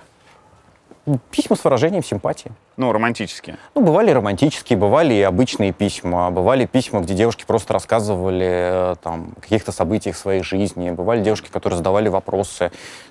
Ну... А романтические — это вот прям девушки, которые готовы к отношениям? Такие были письма, конечно. Ага. Как ты их воспринимал? С большим энтузиазмом. Ну, слушай, ну вот смотри, ты сидишь в тюрьме 2 года. Ага. Девушка тебе пишет, начинает с тобой флиртовать в письмах. Кладет фотографию. Кладет фотографию, тебе приходит письмо, ты открываешь, там симпатичная девушка, она пишет какие-то приятные вещи, начинает с тобой флиртовать. Ну, я завязывал с этими девушками переписки с большим удовольствием. Это добавляло мне положительных эмоций, это радовало меня. А ты вел какую-то, ну, там, в Excel табличку или что-то, чтобы не запутаться? Чтобы не запутаться. Excel. Вот это я выдал, да, просто... Извини, я прошу прощения перед всеми. А как ты думаешь, могут быть девушки, которые... Вот, может быть девушка какая-то, которая писала тебе эти письма, она сейчас услышит и... Девушки писали? Я не одна была? Не, ну, слушай, я вел себя прилично. Я с большим удовольствием флиртовал с девушками в переписках. А как ты сидел, чтобы не запутаться? Я свою оговорку про Excel я выбираю по понятным У причинам. меня неплохая память. Ну, кстати, некоторые... Ну, то есть фотографии, во-первых, ты сохраняешь. Ага. У тебя есть... Ну, то есть у меня был альбом, Да. в котором хранились письма, фотографии, которые представляли для меня какую-то там сентиментальную ценность. Вот. И девушки, с которыми у меня завязывались прям переписки, ну, я сохранял их фотографии, сохранял их письма. Ну, опять же, тут не было никакой там подлости, никакого обмана, потому что я в этих письмах не было такого, что я там кому-то обещал жениться, или что я там, знаешь, там кому-то морочил голову. Это был достаточно легкий флирт. Я понимаю, что ты совсем недавно на свободе, меньше недели, но встретился ли ты с какой-нибудь Я не девушкой встретился пока ни с какими девушками, но... из этой переписки? Да, мы познакомились уже в соцсетях с некоторыми из этих девушек, конечно. Что? Я не понимаю, что? Ну это интересно, нет. Я понимаю, я понимаю. Просто у тебя такое выражение лица. Есть такая газета, называется «Казенный дом». Это газета, которую выпускает ФСИН России. Официальная газета. В этой газете абсолютная чушь, но все зэки ее очень любят, потому что на последней странице размещаются объявления о знакомствах. То есть зэки и зэчки размещают объявления о знакомствах, присылают в редакцию свои фотографии и пишут, значит, письма о том, что они хотят вот познакомиться. И у них завязываются переписки благодаря этим объявлениям. Газета «Казенный дом» — это прям... Да не, и сообщество «Ждули» ВКонтакте, оно тоже многотысячное. Это именно зэки с зэчками. Там причем иногда очень смешно. Вот я помню, я запомнил объявление от девушки, которая сидит где-то, по-моему, в Красноярском крае. Она, значит, сообщила о себе, что, значит, вот я сижу там по 228, у меня там срок, не помню сколько лет, мне 27, разведена, 3 взрослых детей. Я не знаю, что это значит. Ох. Вот, ну, это прям интересно читать. Это значит, как многогранна жизнь. Да. Среди шпионов, которые выслали в Россию, обменяли в Россию, был Пабло Гонсалес. Паша Рубцов. И это очень интересная история, потому что вы с ним не просто были знакомы, и вот фотография, это форум Немцова, кажется, в Праге. Совершенно верно. Вы приятельствовали. Так и есть. Расскажи, ты на стриме рассказал, давай, чтобы не повторяться. Он представился аккредитовался на форум Немцова. Баскским журналистом. Баскским журналистом, который говорил, что болеет за Атлетик Бильбао. Так и есть. Абсолютно выдающийся клуб, живущий по удивительным правилам. Я, кстати, думаю, что он действительно за него болеет, потому что он знал много деталей. То есть он прям знал историю клуба. Я думаю, что не случайно он выбрал своей мифической родиной страну басков. Думаю, что у него действительно, в общем, есть к стране басков какие-то сентиментальные чувства. Я тебе могу объяснить, как у меня это работает. Если ты занимаешься оппозиционной политикой в России, ты очень легко можешь стать параноиком. Вот так вот. Начнешь там искать везде микрофоны, во всех видеть шпионов, предателей, там ты знакомишься с девушкой, наверняка ее подослали ФСБшники, там просто вот так вот сходишь с ума. И поэтому в какой-то момент, понимая, что у меня появляются первые признаки этой паранойи, я у себя это отключил. Ну почему я... Ну то есть, ну хорошо, ну вот этот Пабло Гонсалес. Вот он пришел, чтобы что? Ну вот он со мной ходил на футбол, он там разговаривал, писал какие-то отчеты, как выяснилось. То есть его работа заключалась в том, что он проводил там со мной время, ну, мы сходили на футбол. Потом я говорю, слушай, мне надо сходить, мы в Мадриде были, я говорю, мне надо купить куртку, потому что у меня куртка плохая уже, и мне надо купить какую-то куртку. Ты знаешь какой-нибудь магазин здесь, где можно куртку купить? Он говорит, знаю классный магазин, пойдем выберем тебе сейчас отличную куртку. И помогал мне, значит, там вот это, мне кажется, там лучше будет, не, вот это вот не. Ну все, вот он помог мне выбрать куртку. Мне мама ее сейчас, кстати, привезла, эту куртку. Ну не прям сюда, а в смысле привезла в Берлин. И после этого он ходил, строчил отчеты. Ольга Шорина, которая... Бывшая пресс-атташе Бориса Немцова. Совершенно верно. Она была свидетелем по делу против Пабло Гонсалеса, потому что она тоже с ним дружила. И она эти отчеты видела, она читала. Вот она буквально пару дней назад мне рассказывала о том, что она эти отчеты читала. А что там написано? Я говорю, а ты знаешь, Ольга, что он мне помогал куртку выбирать? Она говорит, конечно, знаю, я это читала в отчетах о том, как вы ходили с ним выбирать куртку. Это часть работы, да? Это часть работы. Вау. И вот смотри, вот я понимаю, что человек втерся ко мне в доверие, узнал, что я там болею за «Спартак», узнал там мое мнение по поводу испанского футбола, узнал, куртки какого фасона я предпочитаю, и писал об этом отчеты в ГРУ. И что? Ну вот что такого он от меня мог узнать, чего я не расскажу тебе в интервью? Слушай, а было, ну, например, вот сейчас задним умом, во-первых, что мне интересно, сейчас, вот узнав об этом, ты отмотал назад и увидел подозрительное? Ну, понятно, что теперь, конечно, какие-то вещи там... А какие, например? Ну, там какие-то вопросы... Поехали к проституткам. Ну, типа того. Ну, типа того. И ехали? Нет, то есть не было ничего такого, что меня дискредитировало бы. В том-то и дело, понимаешь? То есть почему я отношусь к этой истории с юмором? Потому что, я стараюсь жить так, чтобы не допускать каких-то поступков, которые меня могли бы дискредитировать. Потому что я знаю, что за мной могут следить в любой момент. То есть вот мой уровень паранойи заключается в том, что я живу как будто в шоу «За стеклом». Тотальная прозрачность. Да, поэтому вот он ходил со мной на футбол и помогал мне выбирать куртку. Да ну и что? Что он там такого написал в этом отчете, что я не расскажу тебе в интервью? Поэтому мне плевать. То есть ущерб от работы офицера ГРУ Пабло Гонсалеса, известного также как Павел Рубцов, в отношении меня нулевой. Когда я узнал, что, оказывается, он шпион, я удивился, думаю, надо же, Паш, вроде нормально сидели, что начал-то? Оказывается, слушай, и слава богу. Вот оказался он этим шпионом, обменяли его на Сашу Скочеленко и на Олега Орлова. И хорошо. Вот если бы все такие шпионы были, без ядов, без стрельбы, да и слава богу.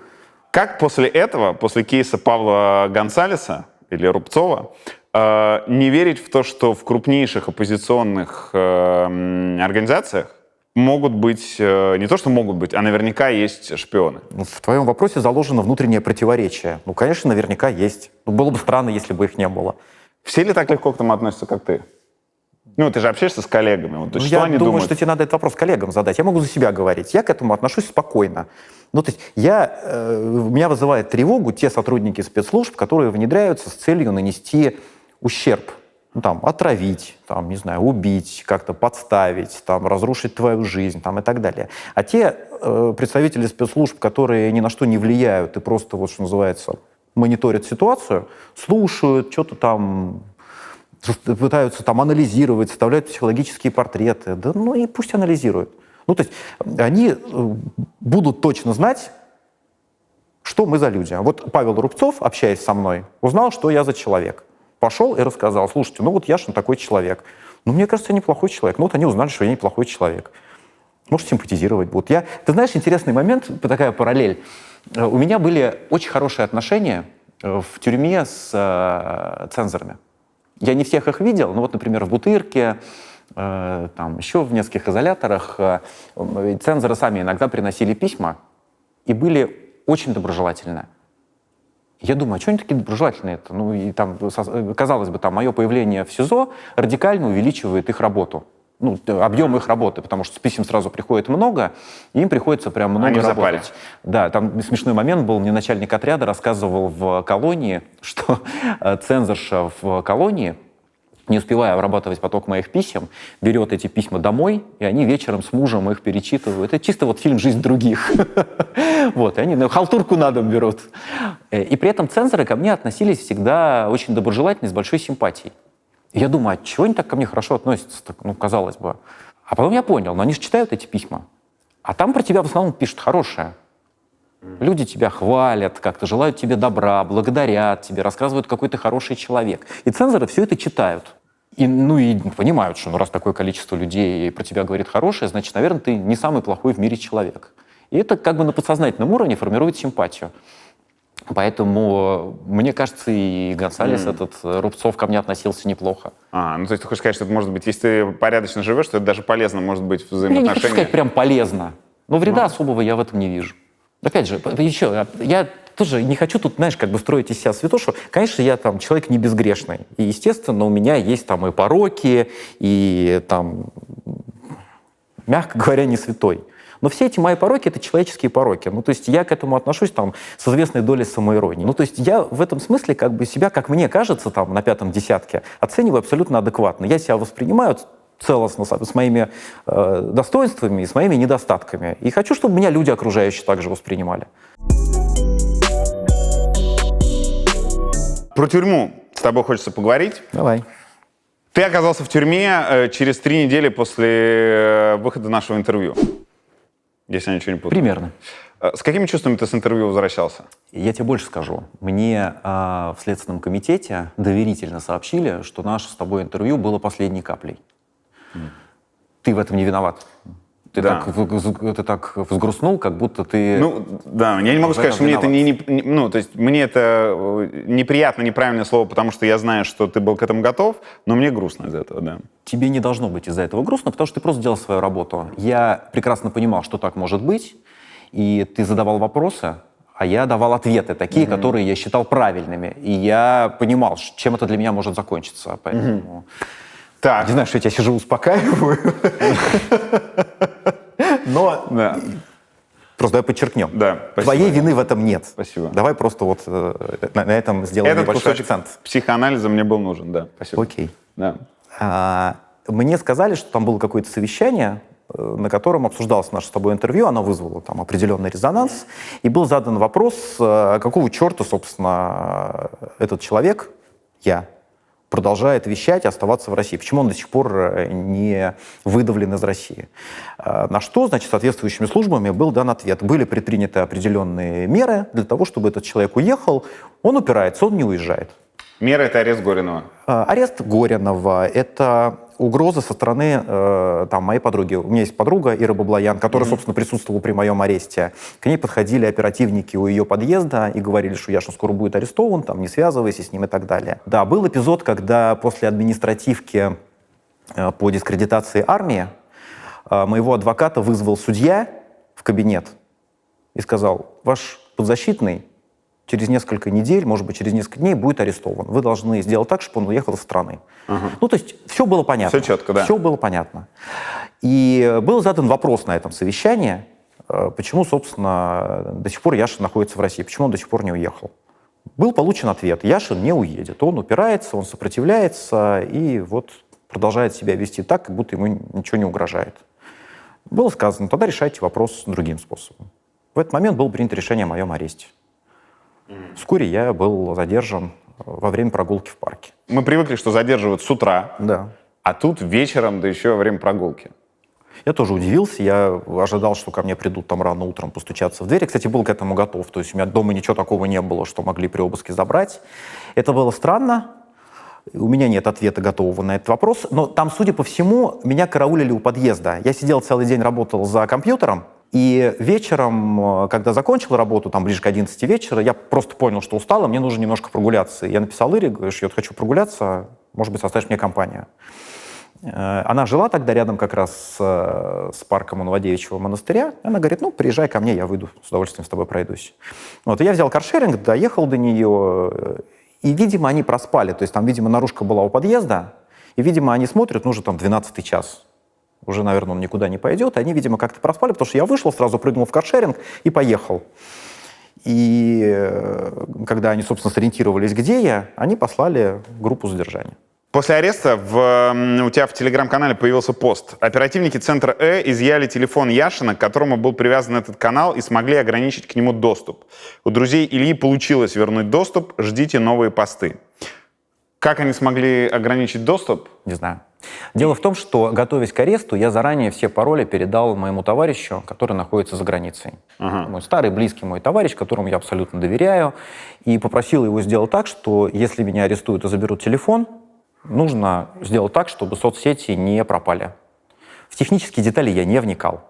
Поэтому, то есть, мне, честно говоря, даже не интересно. Но Тебе залезли в телефон? в телефон, конечно, залезли. У тебя был Face ID? У Или меня ты дал был... пароль? Нет, у меня не было. Я не знаю, как они залезли. Или его подключили просто? Как-то подключили, я не знаю, как они залезли, но доступ к телефону они получили. Опять же, там ничего не было такого, чего я боялся. Мне, кстати, телефон потом вернули. Будешь смеяться. После приговора суда. Там же был интересный момент, когда прокурор запрашивал наказание в ходе прений, собственно, перед приговором. Он произнес такую очень пламенную речь, политическую, на самом деле, абсолютно. И, подводя итог этой речи, он сказал, что государственное обвинение требует приговорить Яшина к 9 годам лишения свободы, сделал драматическую паузу, а также забрать телефон в пользу государства. И судья, которая выносила приговор, и, очевидно, просто там зачитывала решение, она, мне кажется, выразила свое отношение ко всему происходящему. Потому что, зачитывая приговор, она сказала: суд решил назначить Яшину 8,5 лет лишения свободы, сделала такую драматическую паузу, посмотрела на меня. Телефон вернуть. Ее маленький протест. Ну, я так это воспринял. Мне не хочется уважаемую Оксану Ивановну как-то дискредитировать и подставлять, но я это воспринял как некий такой вот комплимент от шеф-повара. Расскажи про еду. Ты говорил, что очень плохая. Очень плохая. Утром дают кашу, сечка, ячка, перловка. Что такое сечка, ячка? Ну, это какие-то перемолотая гречка какого-то ужасного. Это очень такие тяжелые, длинные углеводы. Есть это возможно только если ты наливаешь туда изрядное количество сгущенного молока. Если у тебя есть возможность купить его в киоске, а если ты сидишь в ШИЗО, то нет такой возможности. Достаточно тяжело, потому что это ощущение тяжести все время в животе. Ты ешь, ты вроде как и не наелся, а ощущение тяжести остается. На обед тебе дают суп очень жирный. Там гороховый какой-нибудь или то, что называется, один раз я помню, нам принесли борщ без свеклы. Там свеклы не было, зато прям вот была такая, знаешь, пленка, вот когда нефть разливается в море, возникает такая вот пленка сверху. Вот такая же пленка жира на этом супе. На второе дают макароны, которые тоже буквально плавают в жире. То есть это макароны с тушенкой, паста болоньезе, как я ее называл. И они, видимо, варят прямо эти макароны с этой тушенкой. В итоге получается такой сомнительный суп, то есть разваренные макароны в этом жире плавают. Но это прям тошнотворная еда, прям это невозможно есть. То есть те, кто это ест в бараках или вот там на строгих условиях, сливают этот жир, промывают макароны там под краном, ну и что-то там пытаются какими-то специями там всю эту ситуацию спасти. На ужин дают, как правило, картошку с рыбой по тасу. Ты говорил, что так, ты думал, что она для котов? Но на самом деле она, как правило, ее использует как кошачий корм. И про это много шуток у арестантов, что опять нам вот принесли кошачий корм. И она даже не чищенная, то есть она там вот с этой вот кожурой, нужно как-то ее там отскабливать, эту кожуру, есть. И она часто, то есть там, я в ней просто червяков находил в какой-то момент, я там с начальником даже, у нас был небольшой конфликт, потому что я сохранил кусок этой рыбы с червяками, и он пришел, какие жалобы, я говорю, слушайте, ну вот у вас рыба с червями, и он там, вот опять вы там что-то там выдумываете, какие черви там. Я Есть говорю, пример? Минуточку. Говорю, вот, пожалуйста, рыба с червяками. А, ты реально сохранил, держал у себя какое-то количество дней? Ну, я в коробку ее положил, из-под сгущенки в банку, потому что я же знаю, как они работают. Если ты это не сохранишь доказательства, они будут говорить, что ничего не было. Вот. Ну и они начали говорить, ты давай, пожалуйста, там никуда это не выноси, мы там сейчас разберемся, только нигде, пожалуйста, давай никаких жалоб не пиши, никуда там в прокуратуру и в публичное пространство это не выноси, мы там все решим. Больше такого не будет. Вот. Ты сказал, что есть куда работать. Если представить себе ситуацию, что власть в России меняется и что-то меняется, и реформа ФСИН включала бы... Не реформа. Невозможно реформировать это. Это надо делать с нуля. То есть эту систему нужно просто ликвидировать и делать все с нуля. Ликвидация системы и построение с нуля включала бы, что арестантов кормили бы другой едой? Конечно. Конечно, несомненно. Арестантов надо нормально кормить по-человечески. Арестант не должен... Такая кормежка — это унижение человека. Человек, который питается этой вонючей баландой, унижает свое достоинство. Человек — преступник, негодяй, мошенник. Он не должен так питаться, потому что это унижает человеческое достоинство. Унижение человеческого достоинства ведет к озлоблению человека, которого ты вроде как пытаешься исправить. Поэтому еда должна быть нормальная. Ну, понятно, что там не должны быть какие-то, наверное, там, разносолы, там, рестораны, но это должна быть нормальная, то есть вот хорошая столовая. Ты частично сидел в Бутырке, одном из самых старых СИЗО. 3 месяца, по-моему. Да. Он отличается от других? То есть вайб старины какой-то там есть? Слушай, ну, во-первых, это есть учреждения, они как бы вот считаются, делятся на красные и черные. Красные — это режимные, где никаких тебе послаблений не дают, а черные, где можно организовать там нормально свою жизнь.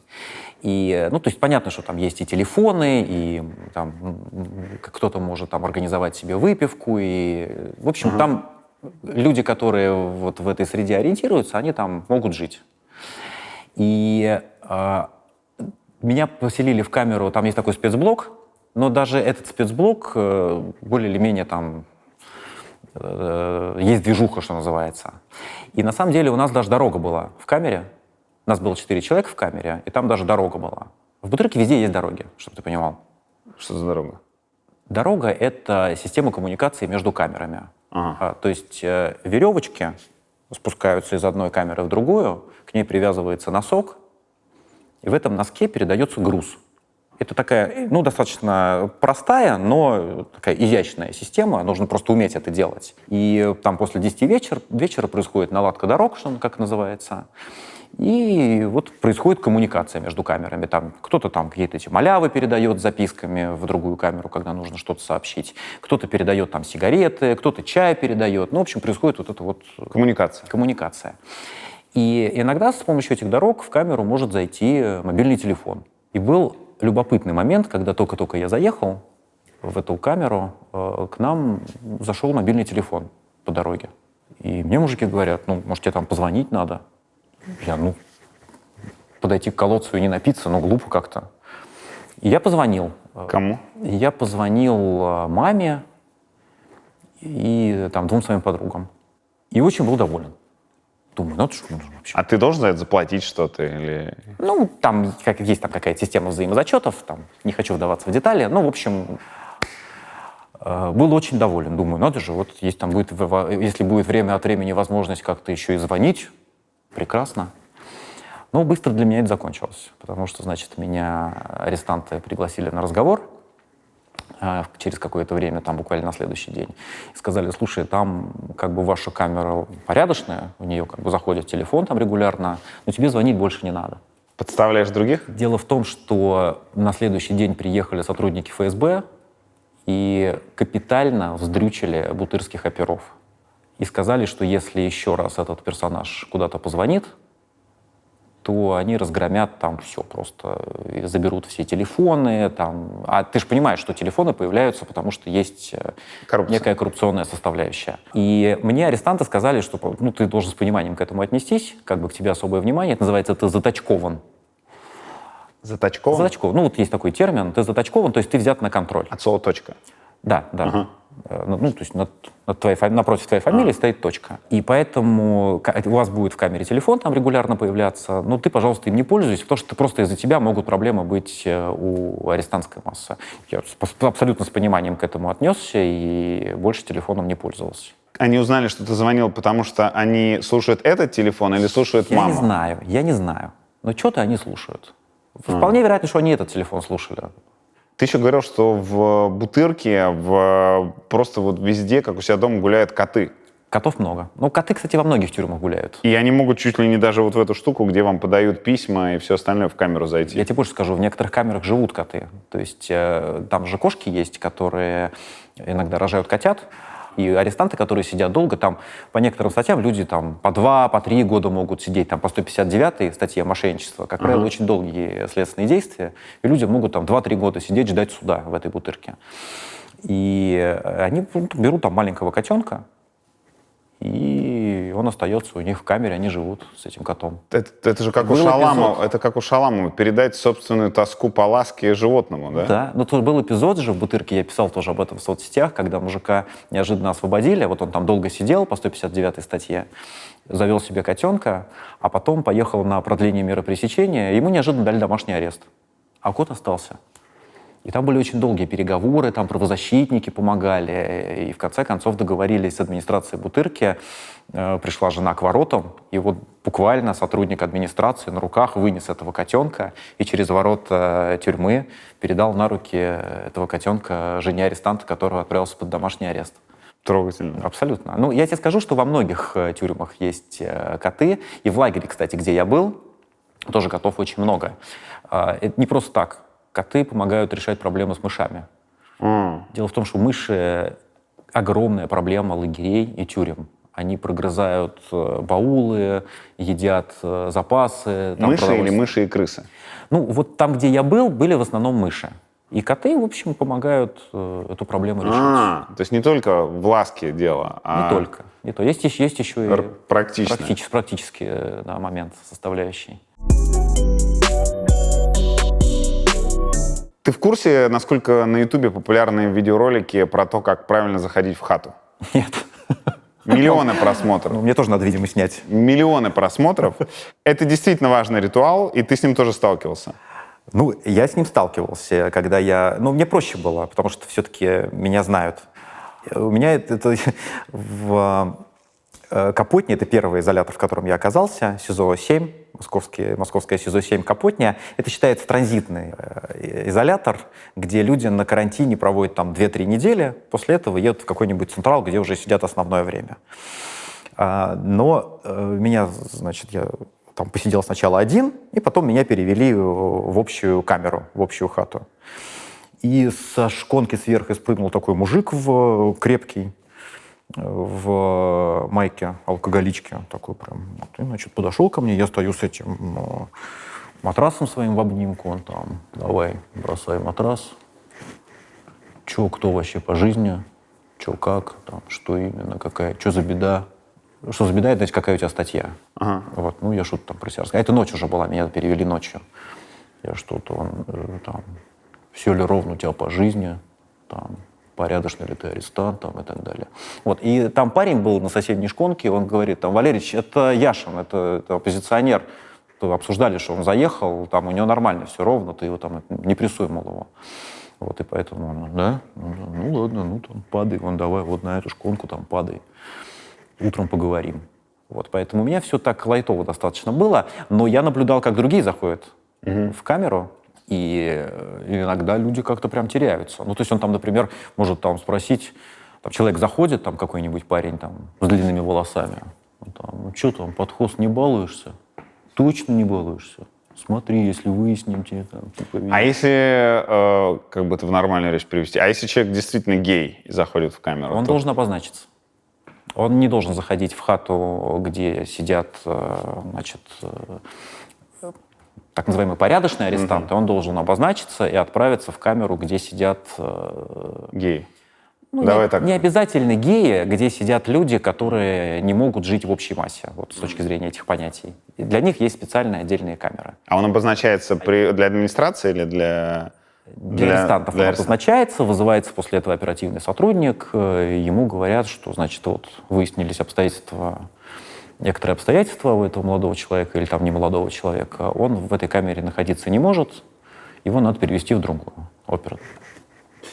Говорит, понятно, и переводит его в другую камеру. То есть, если когда-нибудь те депутаты Госдумы, которые геи, ну просто не публичные, сядут в тюрьму, они тоже будут сидеть в отдельной камере?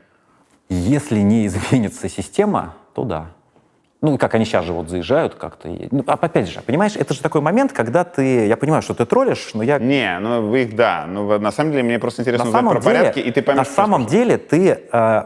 вот человек заходит, он может себя не обозначить. Ну, никто же про него ничего не знает. Кто там знает, как он жил там и так далее. Но если он зашел, не сказал о том, что у него там нетрадиционная сексуальная ориентация, он не признался, а потом это выяснится, его забьют. Потому что он таким... Ну, то есть человек нетрадиционной сексуальной ориентации, он не может по этим понятиям там есть с тобой с одного стола, он не может пользоваться этой посудой. А если как бы он ел, не сказав, а потом выясняется, то с арестанта спроса нет. То есть если как бы арестант не знал, то как бы с него спроса нет. Но вот с того, кто не обозначился, с него будет большой спрос. Господи, нахватался я, ужас просто. Да. Просто вот я тебе рассказываю, слушаю сам себя, это просто кошмар какой-то. Вопрос, а как верифицируют информацию? Вот простой пример, давай на себе, чтобы никого Многие считают, что я гей. Ну, такая есть. В интернете популярное мнение. У тебя же 2 детей, жена. Ну, блин, геям это, во-первых, не мешает, вот, и есть там, условно говоря, бисексуалы. Вот, грубо говоря, я, не дай бог, заходил бы в хату, да, я про себя знаю, какой я ориентации, вот, и я понимаю, что как бы мой честный ответ устраивал бы арестантов. А им прилетает какая-нибудь, не знаю, ссылка на ролик на Ютубе, где кто-то утверждает другое. Нет, если кто-то утверждает, а ты отрицаешь, то его слово против твоего слова. Но если, например, прилетает какое-то видео Такие да. эпизоды были, такие эпизоды были. Был, окей. например, один из активистов оппозиции, не хочу называть как бы фамилию, да. но такой эпизод был. Он сидел в общей массе, а потом оперативники вызвали Слили его арестантов видео. и показали его видео. Да, я знаю, о ком ты говоришь. Да. Тогда очень интересный вопрос, как вот эти порядки тюремные будут бороться с дипфейком. Не знаю, я об этом не думал. Ну а серьезно? Не знаю. Серьезно? Я не знаю. Не, ну послушай, к счастью, не я тюремные порядки формирую. Интересный вопрос. То жалко, что ты раньше мне его не задал, я бы поинтересовался. Потому что вообще порядочный арестант должен интересоваться. То есть если тебе что-то непонятно в тюремной жизни, как говорится, проявляй интерес. Я бы проявил интерес. Бывало ли, что при тебе в тюрьме с кем-то, например, из сокамерников, вели себя несправедливо? Конечно, Имел ли ты право голоса в этот момент? конечно, Возмутиться? конечно. Был эпизод, тяжелый очень эмоционально, когда у нас в бараке на строгих условиях сидел парень, который был дневальным. Ну, вот есть две основные категории арестантов. Это порядочные арестанты, мужики, черная масса, и красные арестанты. Это те люди, которые сотрудничают с администрацией, и на них возлагается, соответственно, вот там работа, связанная с уборкой помещений, там, дневальные, там, стройка там, и так далее. И вот у нас в бараке строгих условий, их вот по этим понятиям, их называют козлами, для понимания. И был парень из Беларуси, Макс, который не очень как бы мог за себя постоять, скажем так. И его постоянно как-то прессовали, постоянно как-то его там унижали. Ну, то есть там были моменты, там малолетки с нами сидели, ребята, которые, ну, совсем юные, там, по 18 лет. Они постоянно его как-то тюкали, там, как-то оскорбляли, унижали, там, вот он сидит перед телевизором, ему лень там встать, переключить, он там, иди переключи, там, еще раз переключи. Ну, то есть такой вот обслуживающий персонал, к которому относятся как... Пренебрежительно. Пренебрежительно. И меня это прям коробило. И я с этими ребятами разговаривал. Я говорил: ребят, прекращайте, так не должно быть. Ну, тебе 18 лет. Ты не можешь встать, переключить телевизор?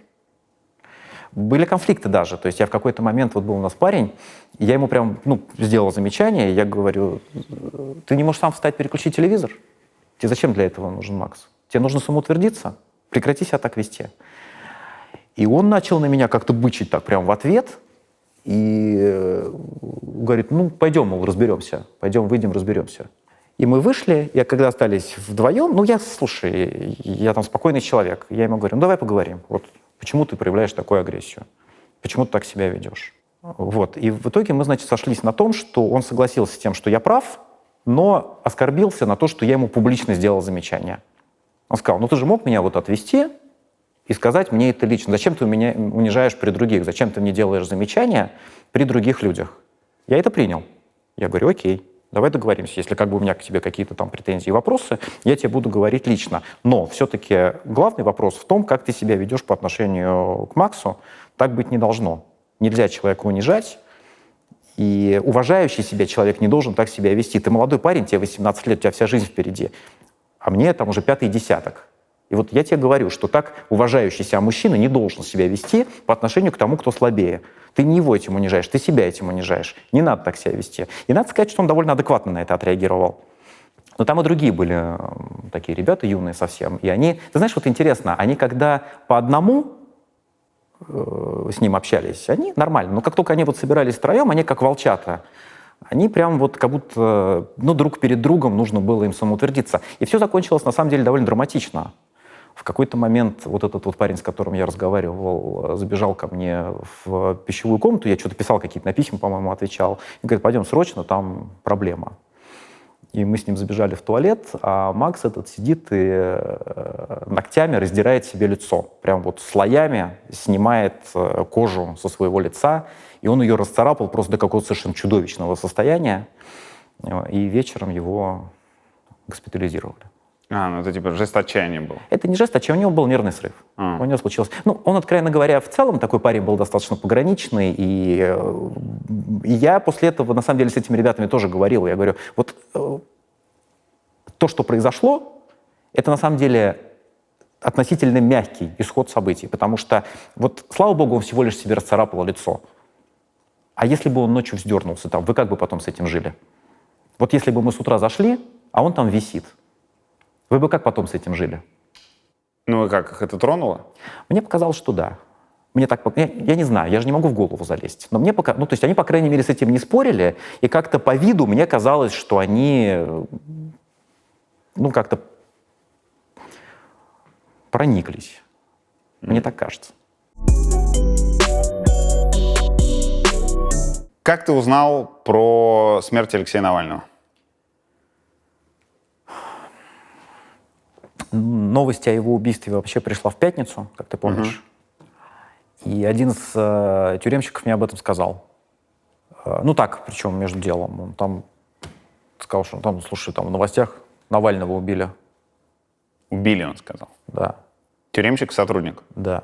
Я говорю, а где, в каких новостях, где ты это видел? Он говорит, ну в телеграм-каналах что-то пишут, что там убили вроде, что-то там, то ли повесился, то ли убили, что-то непонятно. В общем, короче, умер. Я говорю, ты уверен, что это за телеграм-каналы? Он говорит, ну, я не знаю, но в телеграм-каналах, вот я сейчас в зону заходил на смену, прочитал, не знаю деталей. А я уже был на строгих условиях, у меня уже не было возможности там ни телефона, ничего. И при этом в этот день ко мне приходил адвокат, и я вот вернулся от адвоката, и он мне это сказал.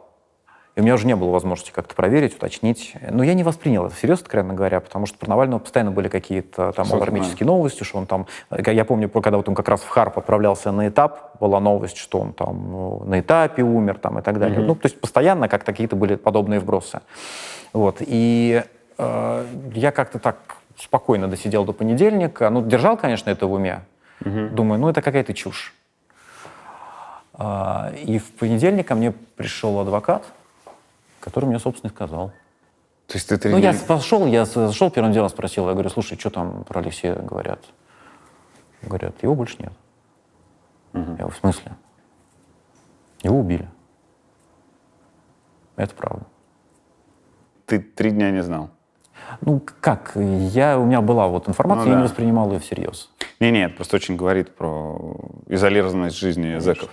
Конечно. Ну, это строгие условия, это барак строгих условий был уже. Твоя мама Катя Гордеева говорила, что очень боялась, как тебе сообщат, потому что боялась там, реакции вплоть до нервного срыва. Какая была реакция? Тяжелая была реакция. Ну, я был на грани нервного срыва, мама не зря переживала. Потому что очень было сложно в это поверить. Ну, я прям помню первую свою реакцию, когда адвокат Михаил Юрьевич Бирюков мне сообщил об этом. У меня прям потемнело, я помню, прям потемнело в глазах. То есть такое ощущение, что, знаешь, вот ты сейчас упадешь. Я сел на стул и просто бесконечное количество раз его переспрашивал. Я говорю, в смысле? Как убили? Как умер? Ну, то есть, в смысле, прям его нет. Нет, ну подожди, ну то есть как бы вот убили, в смысле он умер. Это точно? Ну подожди, а это прям вот подтвердили? Нет, ну подожди, ну этого не может быть. Ну то есть он прям он мертвый, что ли? И это продолжалось какое-то время, и я не мог, то есть вот эта вот мысль, она как бы не могла влезть ко мне в голову и не могла там осесть. И прям, ну вот буквально темнело в глазах, и то есть мне потребовалось прям время для того, чтобы эту мысль как-то принять. Но я быстро себя взял в руки, потому что я понимал, как близко я подошел вот к этой эмоциональной яме, и я понимал, что мне просто, это вопрос выживания в тюрьме. То есть я не могу в эту яму свалиться, потому что из нее потом хрен выберешься. Слушай, барак строгих условий — это не то место, где можно позволить себе там дать слабину, где можно там вот свалиться в эту эмоциональную яму. Ты должен себя контролировать. И поэтому, как-то вот за счет каких-то внутренних ресурсов я собрался, мобилизовался и, как-то стал жить дальше. Были ли за эти 2 года у тебя слезы в тюрьме?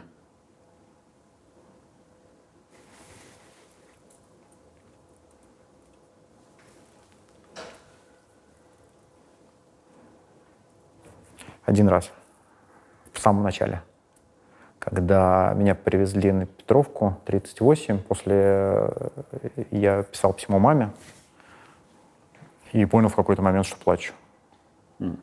И я сам удивился, потому что я же к этому готовился, я был как-то вот предельно мобилизован, дисциплинирован и понимал, что то есть тебя арестовывают, надо держать фасон, тебе надо там выходить на суд с гордо поднятой головой, и это то, к чему я готовился, это то, на что я настраивался.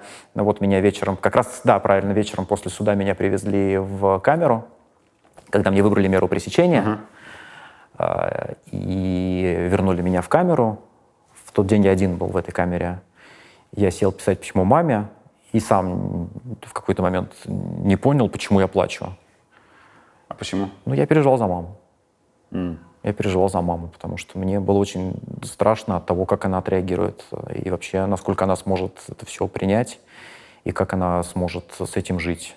И я переживал, что у нее будет нервный срыв, что она может как-то сдать сильно. Но она молодец. Как в СИНов среагировали на гибель Навального? Равнодушно. То есть ни злорадства, ни ужаса? Злорадства особого не было. Общее настроение и у СИНовцев, и у зэков было такое, что, а что он ожидал? Слушай, он там попер против Путина, он там рассказывал там про все эти там делишки, там расследования публиковал, он там про Путина там такие вещи говорил, он его оскорблял, Путина, потом вернулся в Россию. Он, на что он рассчитывал? Это вот такая была реакция абсолютно циничная. И не в том смысле, в том смысле, что не было такого, что типа, господи, как же так, вот власть убивает оппозиционера. Нет, в этом смысле я на это обратил внимание. Мне кажется, это, кстати, не только тюрьме свойственно, это в целом свойственно российскому обществу. Насилие стало как бы нормой. То есть вот то, что власть может кого-то убить, мы с этой мыслью смирились. В тюрьме точно. То есть то, что тебя могут убить просто потому, что они захотят, это как бы не вызывает возмущения. Не было такого, да что ж за сволочи, как они вообще убили человека, да почему, что они себе позволяют. Нет. Один мне сказал, слушай, странно, что тебя еще не убили.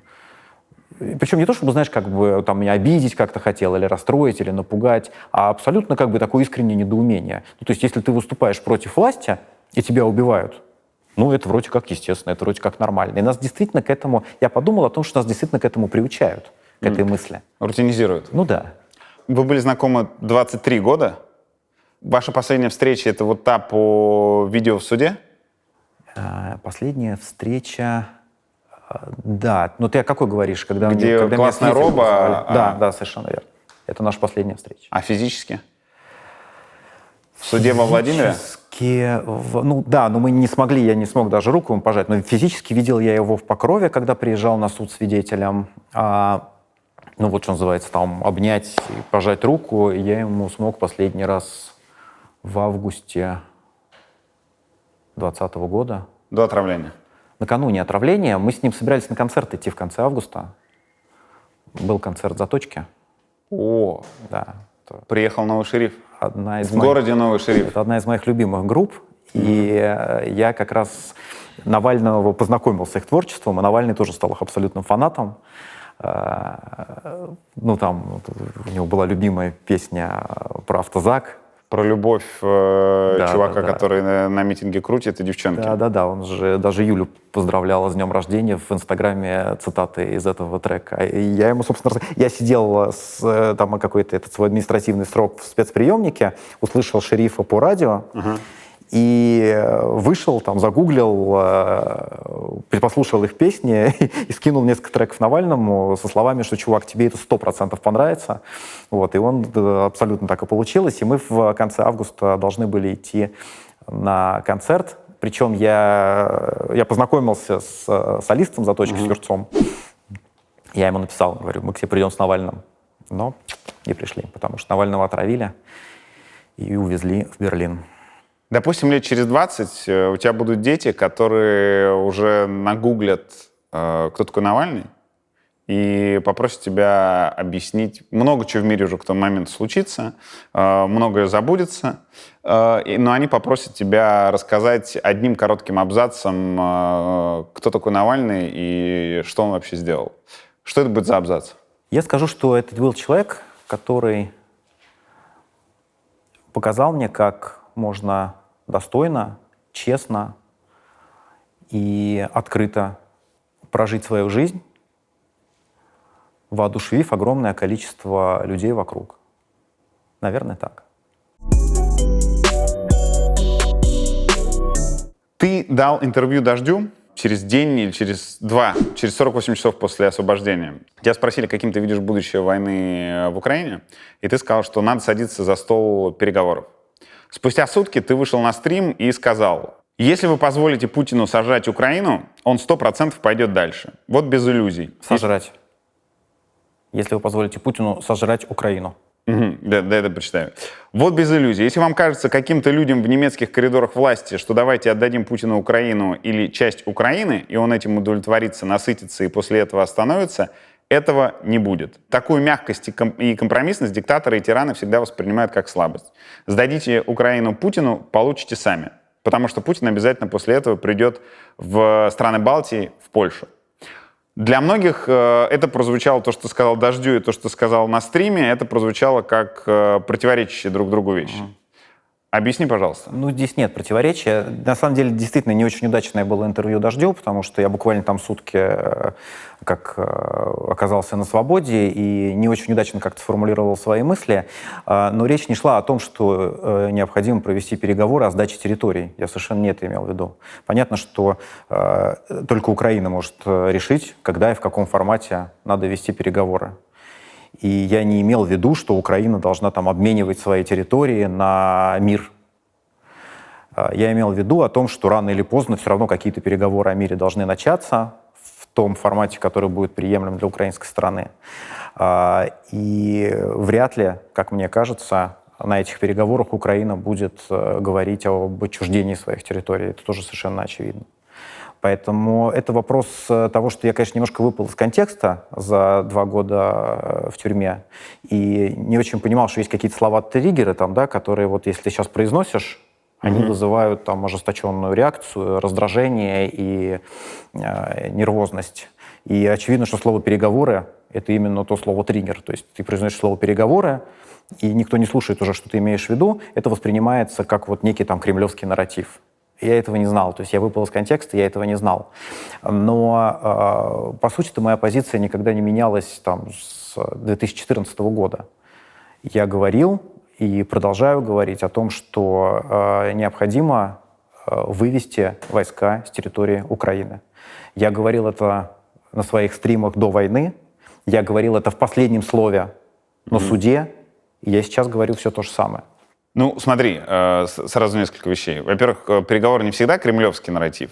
Ну, то есть кем-то это так воспринимается, а просто даже есть люди, которые там, жестко против Путина и безумно радовались тому, что ты и другие политзаключенные вышли из тюрьмы, но они просто там тоже говорят про переговоры, просто потому что, по их мнению, это бессмысленно каким-то образом перемалывать столько людей. И это не обязательно кремлевский нарратив.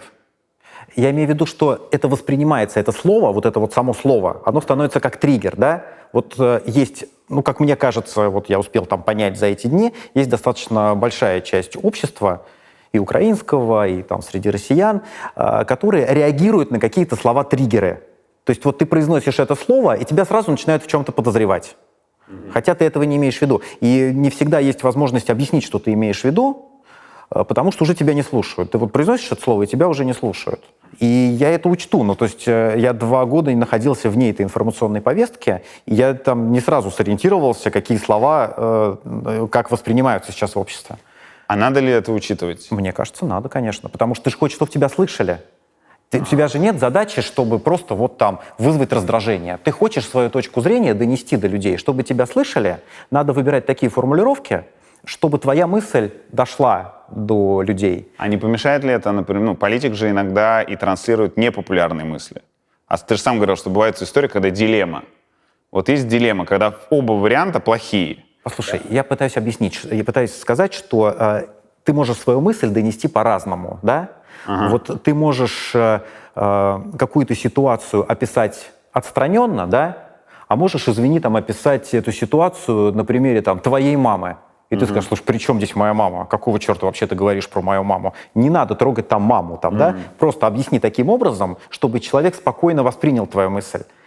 И в этом, почему я говорю, что интервью «Дождю» было не очень удачным? Потому что я как-то вот, выпав из контекста, я не учел, что вот некоторые слова в текущей повестке, они вызывают раздражение и уводят от содержания дискуссии. А давай тогда содержательнее сейчас поговорим. Как ты видишь будущее войны? Я думаю, что переговоры, конечно, начнутся, но я понимаю, что, наверное, не мне нужно говорить о том, когда и как они начинаются. Я понимаю, что это может решить только Украина, как страна, которая пострадала от военной агрессии.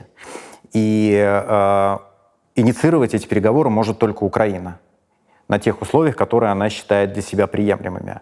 Я же, как российский гражданин, правительство которой и президент, который эту агрессию начал, я могу говорить только о том, что эта война наносит ущерб как Украине, так и нашей стране. То есть моя задача, как оппозиционного политика, объяснить российскому обществу, насколько эта война вредна, в том числе для нашей страны.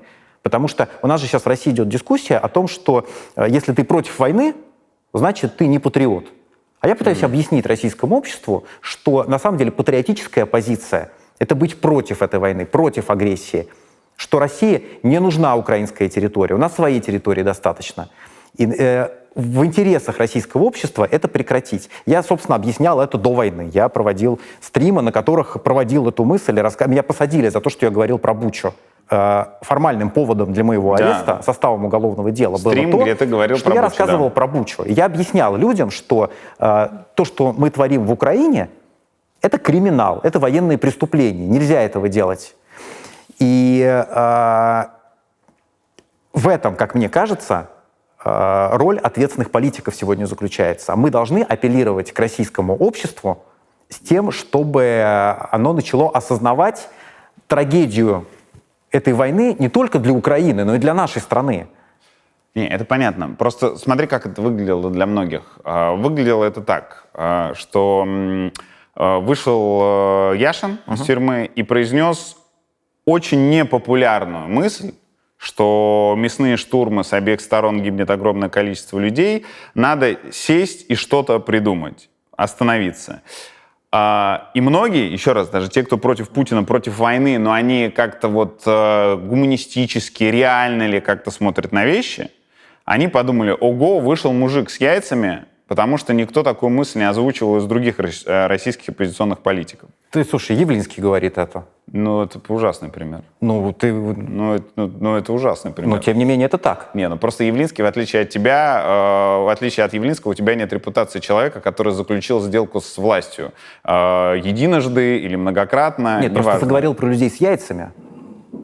Ну, просто... Это говорит Явлинский. Это говорит Явлинский, который, еще раз, с другой репутацией. Я понял. Да, а тут Илья Яшин, которого нельзя заподозрить в связях с Кремлем. И в том, что ему разрешено, например, произносить какие-то фразы на оппозицию. Вот, близкие к оппозиции. А на следующий день ты говоришь другую, что ты дополняешь эту мысль и говоришь, что то интервью не совсем удачное, и для многих это выглядит как одно из двух. Либо ты прогнулся под общественным мнением, либо, ну это более радикально, редко мы, что западные кураторы объяснили ему, что можно говорить, а что нельзя. Что ты можешь ответить на такое впечатление? Ну, я могу, во-первых, ответить, что нет никаких западных кураторов, ни западных, ни кремлевских кураторов. С трудом себе представляю человека, который будет мне рассказывать, что я должен объяснить. Я в тюрьму сел, потому что говорил то, что считал нужным, и готов был на себя эти риски брать. Тогда первый пункт. Первый пункт заключается Что ты в том, прогнулся под общественным мнением. я плохо сформулировал свою мысль. И мне не надо было давать интервью на коленке, не очень будучи к нему готовым. Вот в чем моя ошибка. Я то, что говорил на своем стриме, говорил до войны, говорил во время войны, говорил на суде, говорил в многочисленных интервью уже после ареста и проводил эту мысль очень последовательно. Я не считаю себя вправе указывать Украине, как ей заканчивать эту войну. У меня нет такого морального права, потому что Украина — жертва этой войны. Если Украина посчитает нужным начать переговоры, это ее право. Если Украина считает, что время для переговоров еще не пришло, значит, еще не пришло. То есть, если коротко отвечать на вопрос, что, на твой взгляд, сейчас нужно делать, твой ответ «не знаю». У меня нет готового ответа. Послушай, если бы у меня был готовый ответ, я бы уже, наверное, получил Нобелевскую премию мира. Но у меня нет готового ответа. Я могу только вот одно сказать. Почему вообще... Вот давай не политически, а по-человечески вот этот вопрос обсудим. Я эту тему переживаю очень болезненно, очень лично.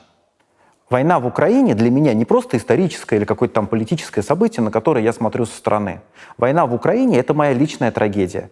И я очень хочу, чтобы она остановилась, по-человечески. Я очень хочу, чтобы она прекратилась. Потому что война в Украине, она забрала людей, которых я знал лично. Начиная там с Бориса Немцова, которого я считаю одной из первых жертв этой войны. Немцов в 2015 году организовал антивоенную демонстрацию. В 2014 году организовал антивоенную демонстрацию в центре Москвы. Я в этом участвовал, но Борис был инициатором. Это был большой митинг, 50 тысяч человек на него вышло в центр Москвы под российскими и украинскими флагами. Сейчас даже представить такого невозможно. Вот Боря организовал. И Боря был через несколько месяцев после этого убит. Я его считаю одной из первых жертв этой войны. Я получил чудовищный срок, 8,5 лет, за то, что рассказывал про эту войну. Я осознанно на себя брал эти риски. Я в тюрьме разговаривал с людьми, которые подписывали контракт, чтобы отправиться на войну. Вот люди, зэки, которые собираются туда ехать, убивать и погибать. Я про это спрошу, да, ты рассказывал. Убивать и погибать. Но это важно, почему я хочу здесь про это сказать. Потому что вот были люди, которых я убеждал и не смог убедить. Они поехали и погибли там. А были люди, которых я смог убедить. Совсем мало, там буквально 3 человека. И те люди, которые уехали туда, и я мог их не пустить туда и уговорить остаться, эти люди у меня отпечатались в моей голове. Это моя травма. Это моя личная травма. Вот те люди, которых я мог уговорить, как мне кажется, но не уговорил, это моя травма. Я войну в Украине переживаю очень лично. И я бы очень хотел, чтобы она остановилась. И, конечно, меня можно там подловить на чем-то там, да, наверное, как-то вот можно вот меня так подвести к какому-то вопросу, что я какой-то такой дам ответ, который вызовет там раздражение там и так далее. Но я понимаю прекрасно, что я гражданин России, страны, правительство которой эту войну начало. Я понимаю, что гибнет огромное количество людей, и я гражданин той страны, правительство которой это все устроило. И у меня нет морального права говорить украинцам: идите вот и начинайте переговоры. Я не могу там давать указания, там, даже я не могу там, даже советов, наверное, непрошенных я давать не могу. Я правильно понимаю, что делать с войной сейчас? У тебя есть ответ? Нет. Но ты считаешь себя не вправе его озвучивать? Нет, у меня нет ответа. Я не знаю, что делать с войной с Украиной.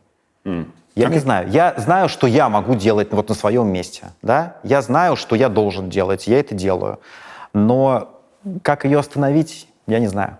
Я, если что, не чтобы потыкать в тебя, а просто чтобы прощупать и понять положение политика, антивоенного политика в России. Я понимаю. Честный ответ заключается в том, что у меня ответа нет. Я не знаю, у меня нет готового рецепта. Если бы он был, я бы с большим удовольствием приложил все усилия для того, чтобы это остановить. Ты рассказывал несколько раз, и сейчас снова начал, про то, как ты переубеждал своих сокамерников и просто людей, которые сидели. Ты приводил цифру, что 30 я пытался переубедить, 3 не пошли.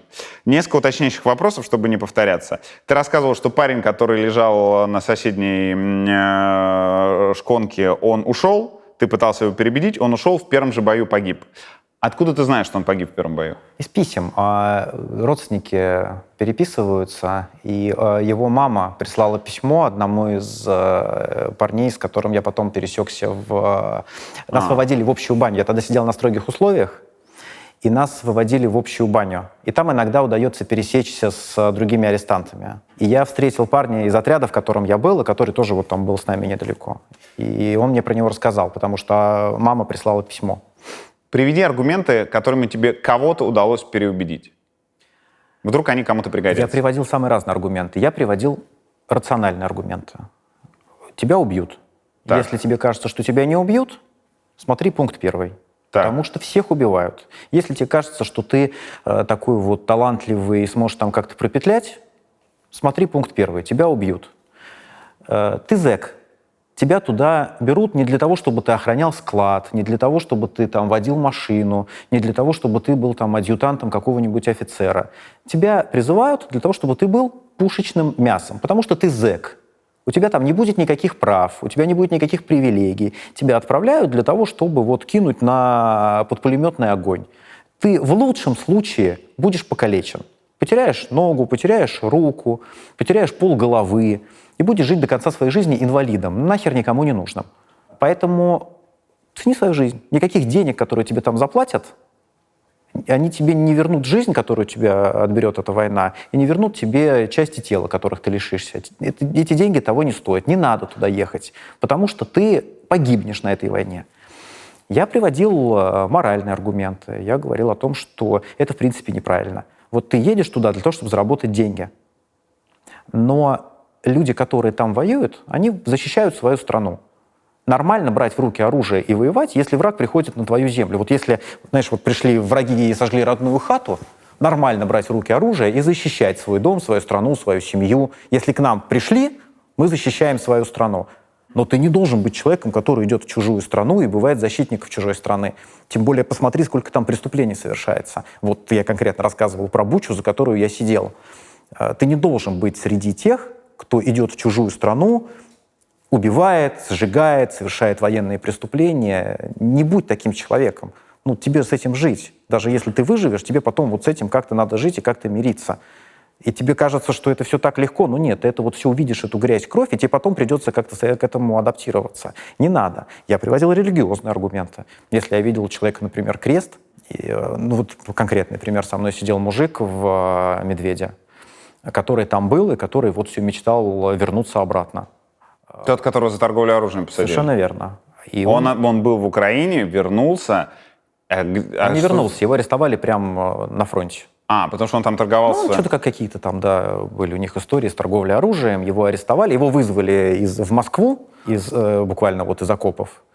Он приехал сюда в Следственный комитет, его здесь арестовали, и он сел. И он все сидел, ждал, поскорее бы суд прошел, чтобы я получил приговор, мог написать заявление, поехать обратно. Мы сидели несколько месяцев с ним в одной камере, и я там искал разные аргументы. И в какой-то момент я вот нащупал, как с ним можно разговаривать.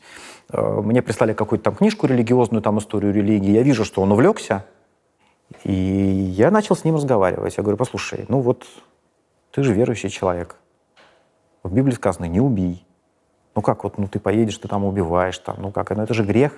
Ты же веришь, что этого нельзя делать. Зачем же ты в это ввязываешься? Вот. И были, кстати, очень мне в этом помог в разговоре с этим человеком Алексей Уминский. Это православный священник, который был в январе лишен сана за то, что отказался читать молитву за победу российской армии в этой войне. Вот Алексей Уминский делает письма, которые рассылает политзекам, где отвечает на какие-то простые вопросы. Это, по сути, такие проповеди, небольшие проповеди в письменном виде. Он там говорит про совесть, про заповеди. И это очень интересные письма. На самом деле, даже для меня это было важно. То есть я как-то очень проникся, как-то больше стал понимать в вопросах веры. И для меня это лично тоже было очень важно. Я видел, насколько это хорошие, качественные проповеди.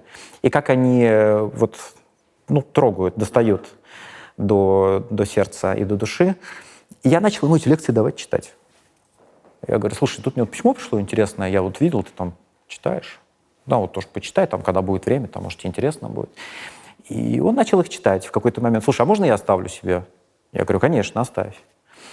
И у нас были ожесточенные с ним споры, мы ругались там, и там до мата доходило, потому что я не мог понять. Я говорю: слушай, ну ты объясни, ты взрослый дядька. Вот ты говоришь сам про то, какая-то грязная война, какая она преступная, какие там, значит, уроды эти командиры. Ну что ж ты туда так рвешься-то? Ну отсидишь ты свой срок, выйдешь, там будешь жить с нормальной жизнью. Ну что ты так рвешься туда? Он: нет, ты не понимаешь, там погибли мои товарищи, там и так далее. И в какой-то момент я уже, все, у меня уже опустились руки, я уже понял, что, наверное, мне не удастся его переубедить. Он подошел, как-то налил чай и сказал: слушай, ты знаешь, я подумал, не поеду. Ты считаешь это своей победой? Ну, во-первых, я не знаю, поедет он или нет, он же может передумать. Я не считаю это своей победой, да, то есть это не победа. Но я считаю, что это имело смысл. Я считаю, что я не зря провел это время. Потому что даже если у него закрались сомнения, это уже неплохо. То ли Карамурза, то ли кто-то другой произнес фразу «калибровка мнения», что она предстоит сейчас тем, кто только что вернулся, поскольку они только-только на свободе, были много чего не в контексте. Стоит ли такой калибровки по каким-то вещам ждать от тебя?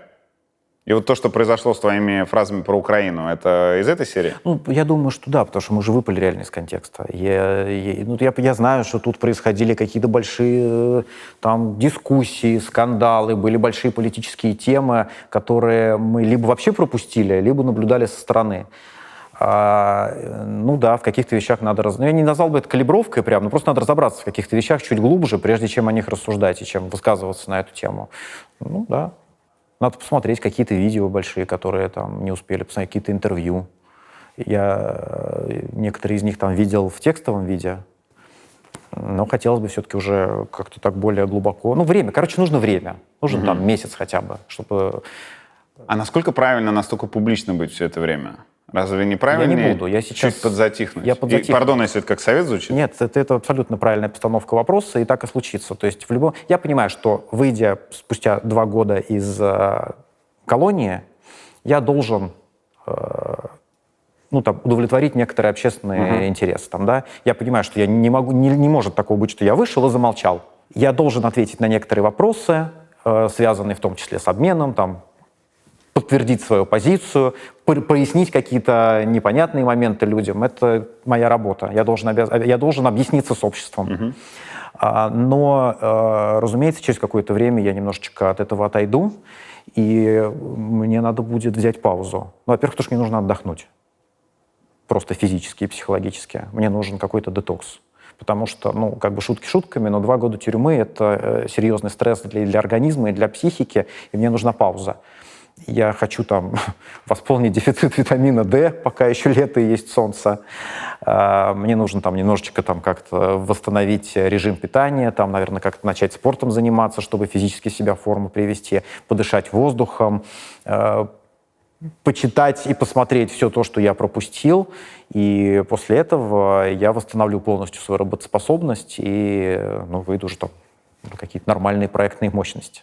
Поэтому ты абсолютно прав, это то, что я собираюсь делать. Вот сейчас мы с тобой поговорим, у меня еще там намечено несколько интервью и встреч с журналистами в ближайшие дни до конца недели. После этого я, конечно, обязательно возьму паузу. Ты много читал? Читал много. Дай свой топ-3, топ-5 книг, которые ты прочитал за эти 2 года. Сложно составлять топ, потому что я читал действительно много хороших книг. Я бы посоветовал очень прочитать Виктора Франкла. Это австрийский психолог, который прошел... Объяснил, как выжить в концлагере. Именно так. Он прошел нацистские концлагеря, выжил и поделился опытом. Это уникальная книга, которая дает просто практические рекомендации. Не только как правильно сидеть в тюрьме, а как вообще жить. То есть любой человек, независимо от того, сидит он за решеткой или находится на воле, почерпнет там очень много полезного, какие-то вот просто психологические лайфхаки. И для меня это было важно, потому что многому просто практически меня научило. И я эту книгу прочитал еще, когда я 15 суток сидел до, собственно, возбуждения уголовного дела. И это прям было очень грамотное решение прочитать эту книгу. Это мне сильно помогло. Мне очень понравился немецкий писатель Берхард Шлинг. Я прочитал его роман «Чтец». Я до этого смотрел фильм. Один из моих любимых фильмов с Кейт Уинслет, которую я очень люблю, одна из лучших, вообще, мне кажется, актрис современных. Это фильм про бывшую надзирательницу нацистского концлагеря, которая познакомилась там с молодым человеком, у нее крылась ее история, ее судили, и потом выяснилось, что она не умеет читать, и он ей начитывал какие-то художественные произведения, присылала, она слушала и вот училась грамоте. Ну, это не хочу там рассказывать спойлеры, но это очень сильная книга, это очень сильный фильм, и одно произведение другое дополняет. То есть вот художественное произведение, фильм очень дополняет книгу, поэтому я вот всем советовал бы прочитать и посмотреть кино. И, кстати, у Шлинка вышел очень крутой роман в прошлом, по-моему, году «Внучка». Тоже я получил большое удовольствие. Я открыл для себя, наконец, Айзека Азимова, которого я давно хотел почитать, но как-то вот все руки не доходили. Я прочитал его трилогию «Академия». Мне вообще не очень нравится научная фантастика, но это прям круто. Это прям вот я погрузился в эту атмосферу, это прям здорово. Я открыл для себя афганского писателя Халеда Хосейни. Прочитал его роман «Бегущий за ветром». Это просто вот на разрыв. Я перечитал несколько художественных произведений, которые мне нравятся. Например, я перечитал «Воскресенье» Льва Толстого. Это роман, любимый мой роман Льва Толстого, где он описывает в том числе судьбу политзаключенных. Да. Политкаторжан. Важнейшее произведение про судебную систему в России. Совершенно верно. И я читал это произведение, оно мне очень нравится, но в тюрьме оно читается совсем по-другому. Я прочитал с большим удовольствием книгу Геннадия Горелика про академика Сахарова. Называется «Андрей Сахаров. Наука и свобода». Там много чего было непонятно, потому что помимо общественно-политической деятельности Сахарова там освещается его научная работа, а я все-таки человек такого гуманитарного склада. Но, по крайней мере, вот из этой книги я, наконец, понял, чем отличается ядерный взрыв от термоядерного взрыва. Я, как-то слышал эти слова, но никогда не вникал. А тут вот мне объяснили. И объяснили, собственно, да, в чем была гениальность Сахарова не как общественного деятеля, а как ученого, как физика. И потом, кстати, уже когда меня перевезли в Лефортово, надо отдать должное интеллигентности тюремного начальства. У меня же ничего не было с собой. Я буквально в робе в одной зашел, и он говорит, может, у вас какие-то там пожелания есть, в рамках моих скромных возможностей. Я говорю, дайте хоть книжку какую-нибудь почитать. Я что-то вот с ума сойду со скуки, не знаю, сколько мне здесь сидеть. И он через пару часов принес мне воспоминания Сахарова. И я накануне высылки из России, я сидел, читал про высылку Солженицына, про обмен Буковского, как Сахаров ко всему этому относился и так далее. В общем, тоже помогли создать атмосферу. Сколько же было времени почитать? Есть свои плюсы. Есть свои плюсы в тюремном заключении. На самом деле, действительно очень здорово. Я понимаю, что я на воле, конечно, только читать не буду. Проведя 2 года в тюрьме, что ты понял о людях, которые работают в ОФСИН? Что они глубоко несчастные, как правило, люди. Это люди, которые находятся в очень гнилой системе и находятся под большим давлением этой гнилой системы. Это люди, которые постоянно сталкиваются с переработками. Там большая нехватка кадров. Там у них зачастую за месяц, может быть, всего несколько выходных. Это люди, которые вынуждены терпеть унижение, потому что это же такая силовая структура, и твой начальник, он как бы бог и царь. И он может как угодно тебя унизить, как угодно тебя оскорбить. Ты вынужден это терпеть, если это твой начальник.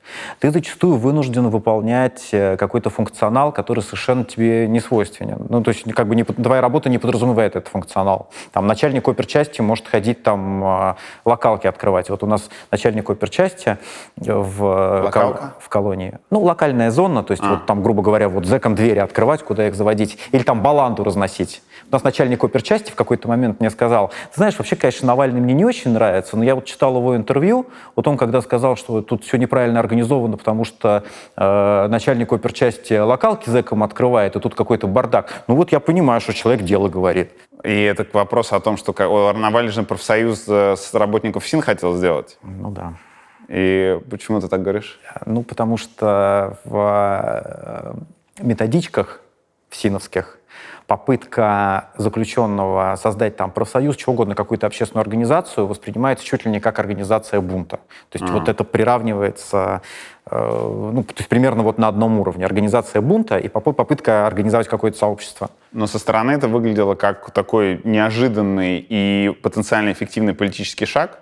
И то, что ты сейчас говоришь, приводя пример того, что он пробил и услышал, собственно, тот, на кого это обращено, это только подтверждает. Абсолютно. То есть я разговаривал же со многими сотрудниками. Я вообще люблю разговаривать с людьми, потому что мне интересно, что они думают. То есть тюрьма для меня была в том числе с возможностью понять тех людей, с которыми в обычной жизни я бы вряд ли где-то пересекся. И я очень много людям задавал вопросов, я очень много слушал, я гораздо больше слушал, чем говорил. Если мне задавали вопросы, я отвечал. Но, как правило, я людям сам задавал вопросы и слушал эти истории. Некоторые записывал, и некоторые публиковал даже истории. И в том числе я разговаривал с ОФСИНовцами, и абсолютная общее настроение у там, оперов молодых, там, да, которые там, закончили академию ФСИН и вот пошли работать в эту систему. Они все абсолютно говорят о том, как они разочарованы, но не могут уйти, потому что система так устроена, что отучившись 5 лет в академии ФСИН, ты должен потом определенный срок отработать, несколько лет отработать. Если ты не отрабатываешь и увольняешься, ты обязан оплатить свою учебу. И поэтому они как бы привязываются к этой системе, и за те годы, что они там вынуждены отработать, ну, они зачастую портятся, как бы вот эта гниль в них проникает. То есть мне интересно, как они об этом рассказывают, потому что там есть очевидный такой вот заряд социального недовольства. И на самом деле с этим можно работать прям вот политически. Что ты имеешь в виду? То, что можно как-то, мне кажется, выстроить риторику и как-то апеллировать к этим людям таким образом, чтобы найти в них сочувствие. В этих надзирателях, в этих тюремщиках. Я, кстати, пытался с этим экспериментировать и там какие-то идеи предлагал, там вот с операми там иногда, когда они меня куда-нибудь конвоировали, я их там задал вопрос, а как вы считаете, надо реформировать эту систему для того, чтобы она там нормально работала и вот не была такой гнилой? А как вы считаете, вот что надо сделать, чтобы вот ваша работа не была вот такой бессмысленной, как сейчас, на которую вы жалуетесь, там, да, а приносила какую-то общественную пользу? И абсолютно, то есть без троллинга и без каких-то там, это не издевательство было, мне действительно интересно было, что они думают. Я такие опросы регулярно проводил. У тебя есть короткий ответ, что делать? Твоя позиция, что это нельзя реформировать, ее надо просто систему разрушать и создавать новую? Ее надо сносить, и, ну, то есть вообще ни малейших шансов ее реформировать нет. Она в основе ФСИНовской системы, в основе нашей тюремной системы подавление и унижение человека. То есть человека пытаются исправить, переломав его через колено. Это очень вредная система, это очень вредный подход. Надо смотреть, как это все организовано, например, в скандинавских странах. Надо в первую очередь привлекать педагогов в эту систему, психологов. Надо поменьше оставлять вот этой вот силовой составляющей, вот этой вот брутальной составляющей. И на самом деле все это можно реформировать, просто надо не стесняться, брать успешный опыт тех стран, где эта система работает эффективно. Тебе скажут, то есть Брейвику давать трехкомнатный номер с интернетом? Я примерно сказал трехкомнатный, я не уверен, что там трехкомнатный. Комфортные условия даже для невероятных, беспрецедентных душегубов.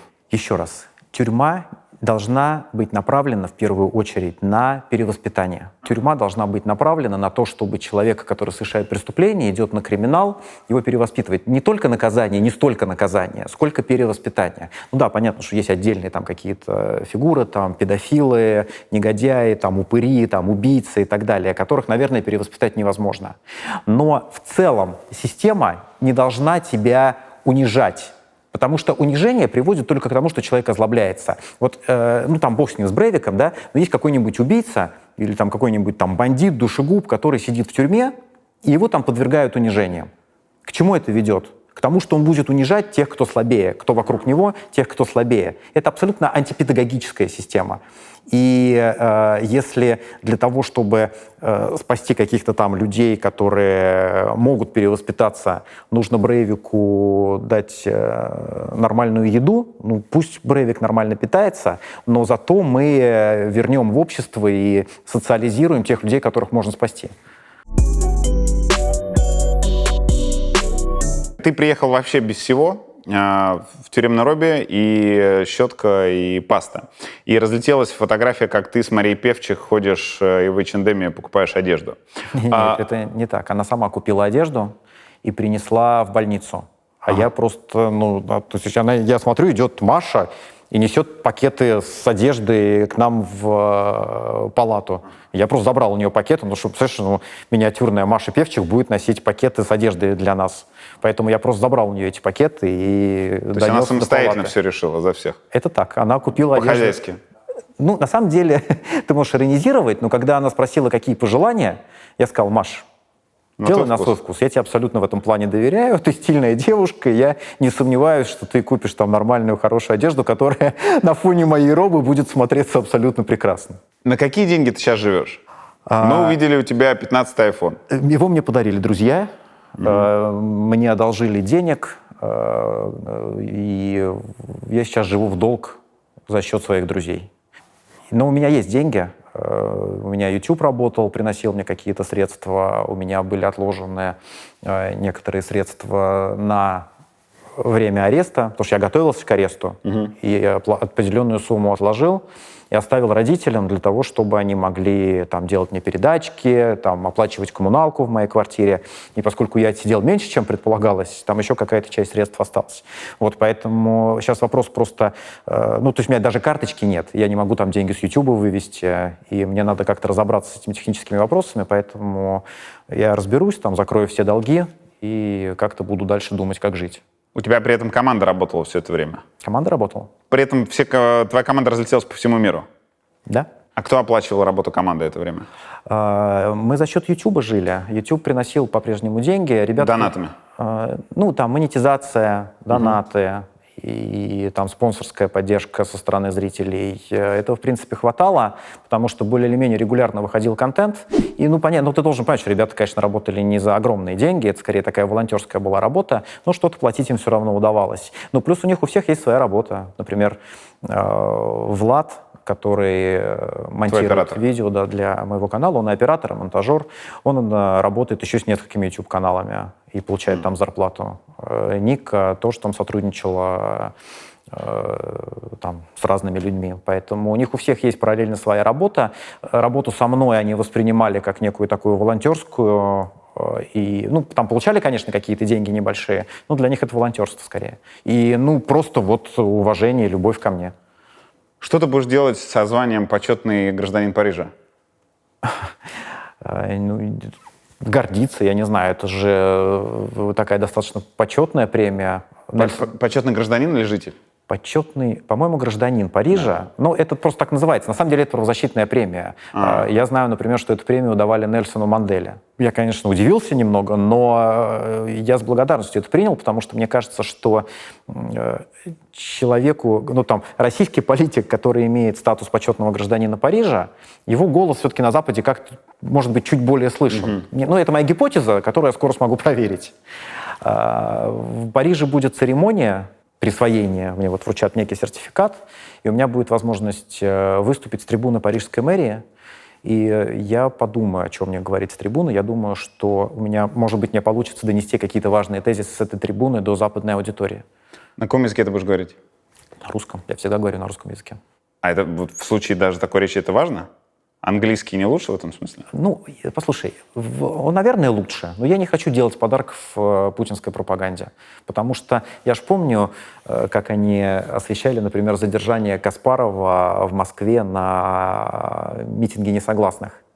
Каспаров перед задержанием там дал какие-то комментарии, по-моему, американской прессе на английском языке. И это показали по всем каналам, что вот, ха-ха, посмотрите, вот он там показал свою сущность, апеллирует к своим там хозяевам и так далее. Я понимаю, что это манипуляция и пропаганда, но я просто не хочу таких подарков им делать. Поэтому почти всегда публично я говорю на русском. А какой у тебя английский?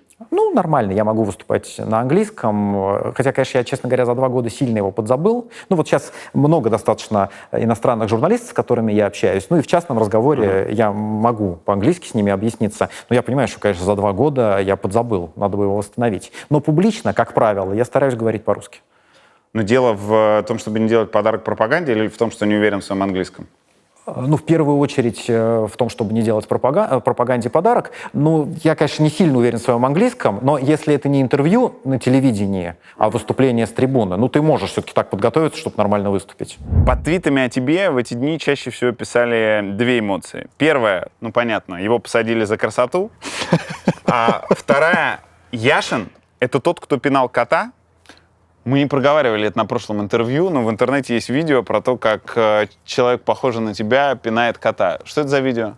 Началась избирательная кампания по выборам в Московскую городскую думу, и надо было как-то меня дискредитировать. Дискредитировали достаточно странным способом. Сняли ролик, выложили его в интернете, даже показали, по-моему, в новостях по 2 каналу. С комментарием случайный прохожий снял на видео, как человек, похожий на депутата Яшина, пинает кота. Значит, на этом видео был некий гражданин в пальто, как похожее на то, что я тогда носил, с прической, похожую на то, что я тогда носил. Значит, он стоит перед камерой, ну, типа, снимает какой-то там видеоролик.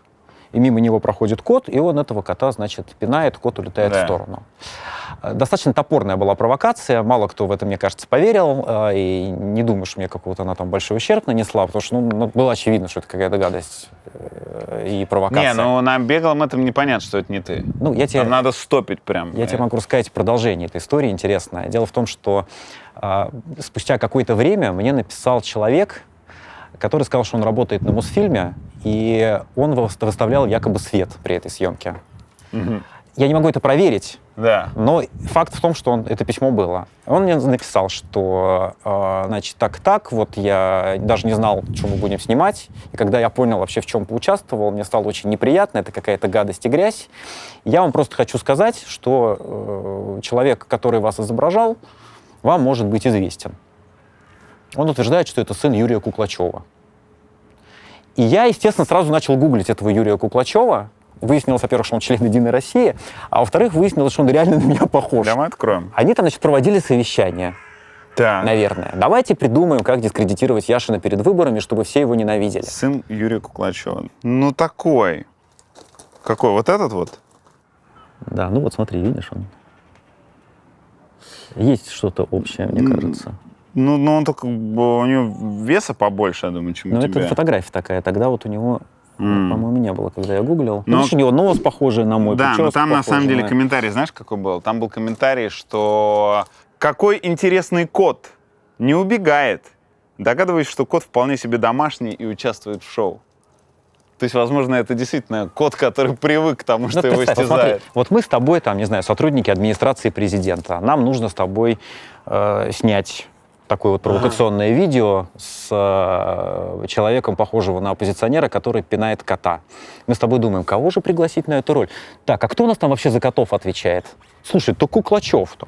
Так он вообще в «Единой России» состоит. Давай к нему обратимся. Но, опять же, я не могу этого утверждать. То есть Окей. это та информация, которую мне сообщили и которую я просто принял к сведению. Поэтому...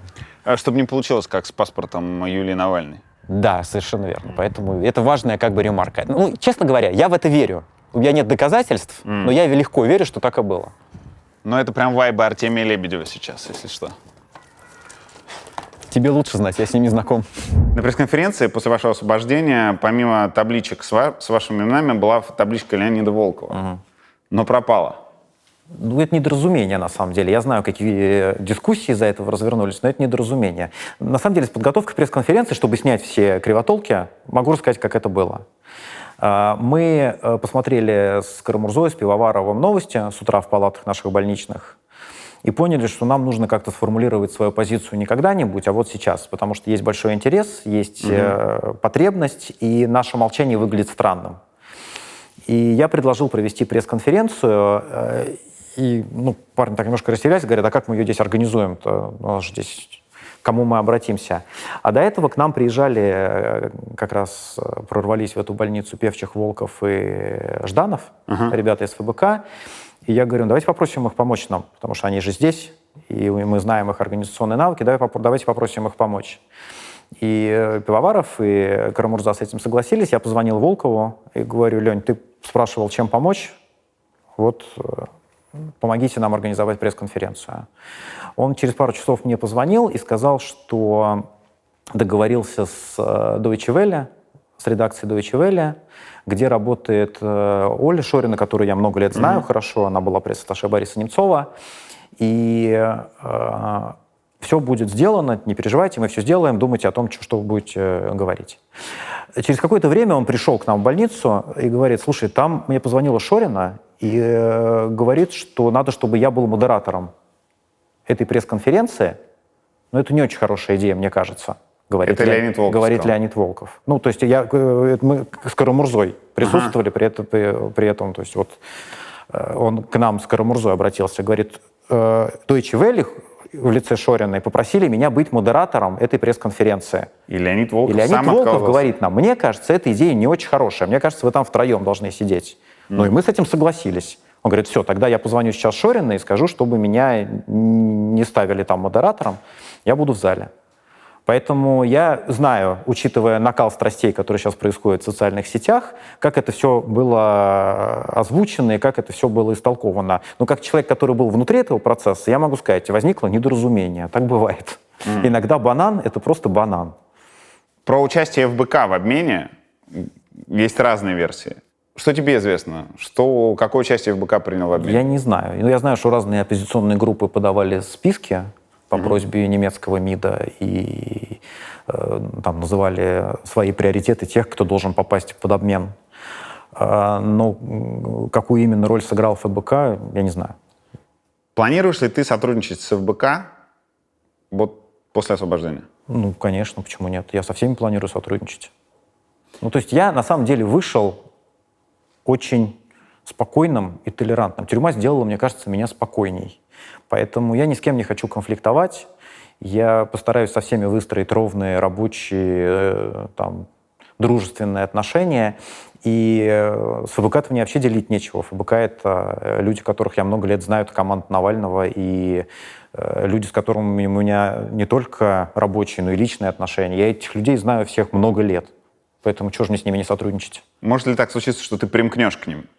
Ну, это вряд ли. Я не собираюсь ни к кому примыкать. У меня нет там планов вступать в какую-то организацию или идти к кому-то на работу. Я думаю, что я буду сохранять понятную, известную степень автономии, но при этом я открыт для сотрудничества со всеми оппозиционными группами.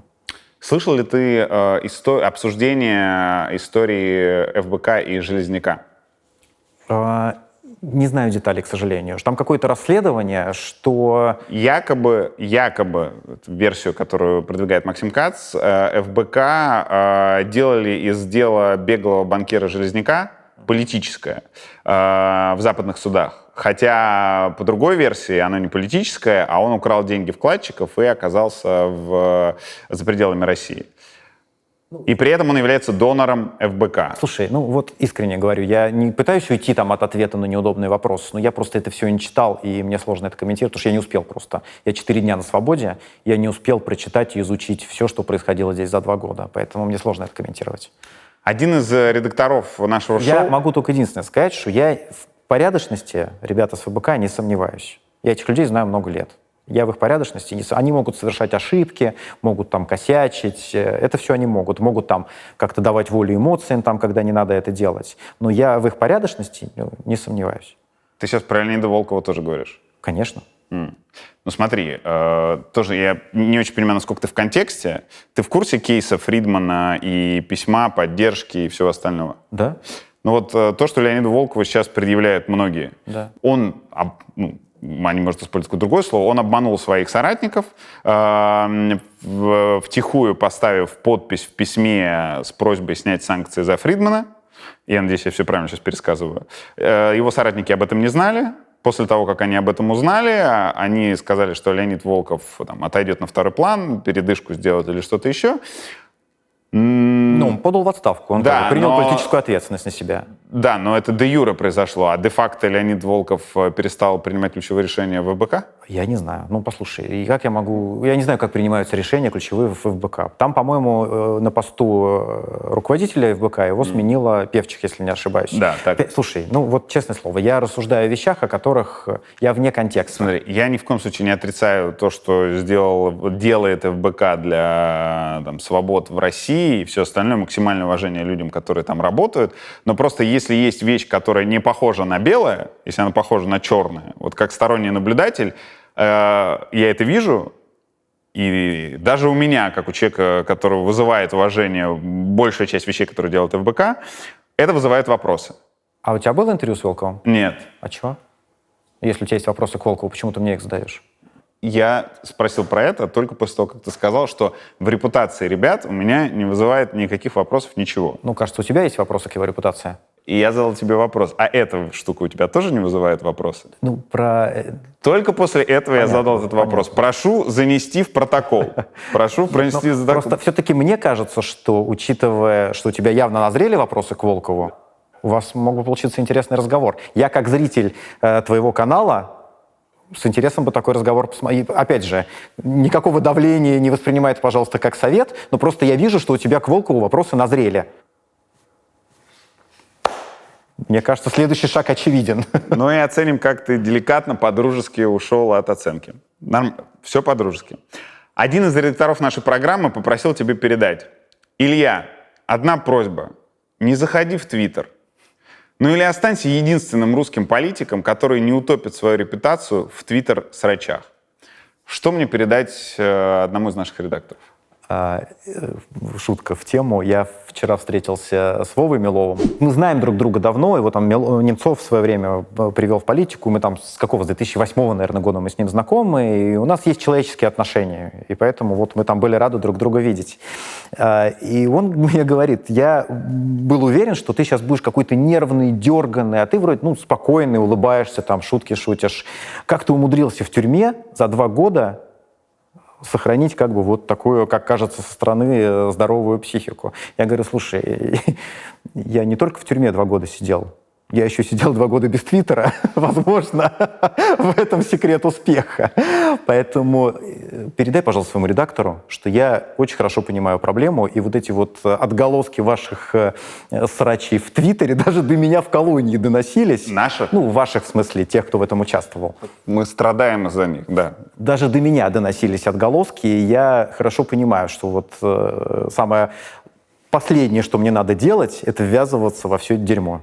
А между делом, как Милов вел себя в Твиттере, ты не знаешь при этом? Слушай, я знаю, что, например, там Пивоварову присылали распечатки Твиттера. Я просил этого не делать. Мне распечатки Твиттера не присылали. Поэтому кто там кого послал, за что там и как это происходило на практике, я не знаю. Тебя на стриме спросили, Да. Вы будете мириться с Максимом? Да. И ты ответил, я с Максимом Резником и не ссорился. Чистая правда. А ты не понимаешь, что все это... Я понял, конечно, о Что чем все речь. это восприняли как очень изящный подкол Максима Каца. Это не был подкол. Я не хочу рассуждать на тему всех этих там срачей. Можно я не буду в это во все ввязываться? Я не призываю, я просто... Я бы и не спрашивал, если бы не увидел. Говоря тебе, я обращаюсь к тем людям, которые пытаются меня там явно куда-то столкнуть. Но я не хочу ни с кем воевать, кроме тех людей, которые превращают мою страну в руины и которые уничтожают там демократию и отбирают у нас у всех свободу. Вот я там вижу своих оппонентов. Не здесь, не в Твиттере, не в каких-то других оппозиционных группах. Я хочу воевать в правильную сторону. Я хочу бороться с режимом Владимира Путина.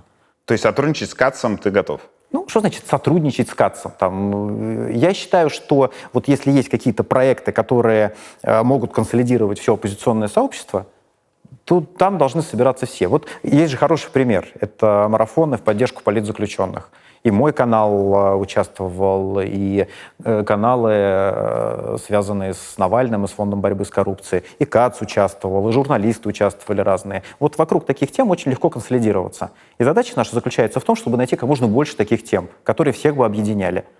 Журналист Илья Барабанов писал как-то в Твиттере, в биографии Яшина есть, конечно, компрометирующая строчка. Да, я угадаю, про «Спартак». Болельщик футбольного клуба «Спартак». Как на зоне следить за футболом? Если ты сидишь в жилой массе или в СИЗО, то, скорее всего, у тебя в камере или в бараке стоит телевизор. И там есть Матч ТВ. И там есть Матч ТВ. Я успел посмотреть перед этапом финал чемпионата мира Аргентина-Франция. Это было большое счастье. Но когда начался чемпионат Европы, я уже был в карцере. Поэтому это первый, наверное, чемпионат Европы, в ходе которого я не видел ни одного матча. Я очень жалею, конечно, Грузию с Португалией я бы очень хотел посмотреть. Да. И говорят, что Испания просто выдавала какие-то феерические матчи. Сборная праздник. Да. Сборная праздник. И мы, кстати, спорили с моим сокамерником как раз накануне финала, он тоже большой футбольный болельщик был. Ставки, там, все дела. И болеет за ЦСКА. Я еще тоже думаю, какая-то провокация. Посадили, коня со мной в камеру. Но ничего, мы с ним нашли общий язык. И как-то так... было о чем поговорить, на самом деле. Потому что он очень хорошо, так очень внимательно следит и за российским чемпионатом, и за европейскими чемпионатами. Прям было интересно с ним обсудить, подискутировать. И мы спорили накануне финала. Он делал ставку на Англию. Я не делал ставку, но мы с ним тоже вот эта диванная аналитика, знаешь, аналитика со шконки. Потому что мы не видели ни одного матча, но рассуждали с ним, что, наверное, все-таки вот, конечно, Англия там самая дорогая команда, у нее больше звезд, но, с другой стороны, Испания — это все-таки команда, больше команда, там у нее там меньше звезд, но это больше команда. И вот мы, значит, там анализировали, у кого больше шансов. Но все-таки мы как-то с ним пришли к выводу, что, наверное, за счет индивидуального мастерства, за счет там своих звезд Англия должна как-то дожать.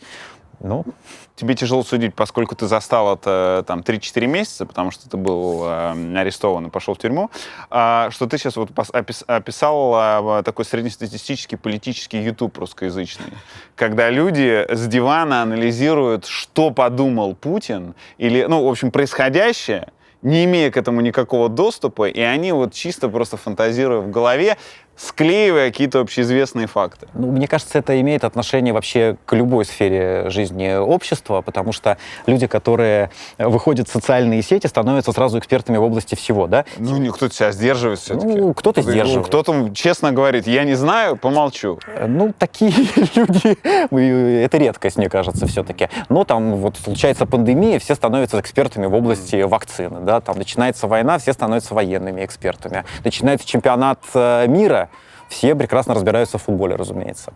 Мне кажется, это не только к политике имеет отношение, это свойство тех людей, которые сидят в соцсетях.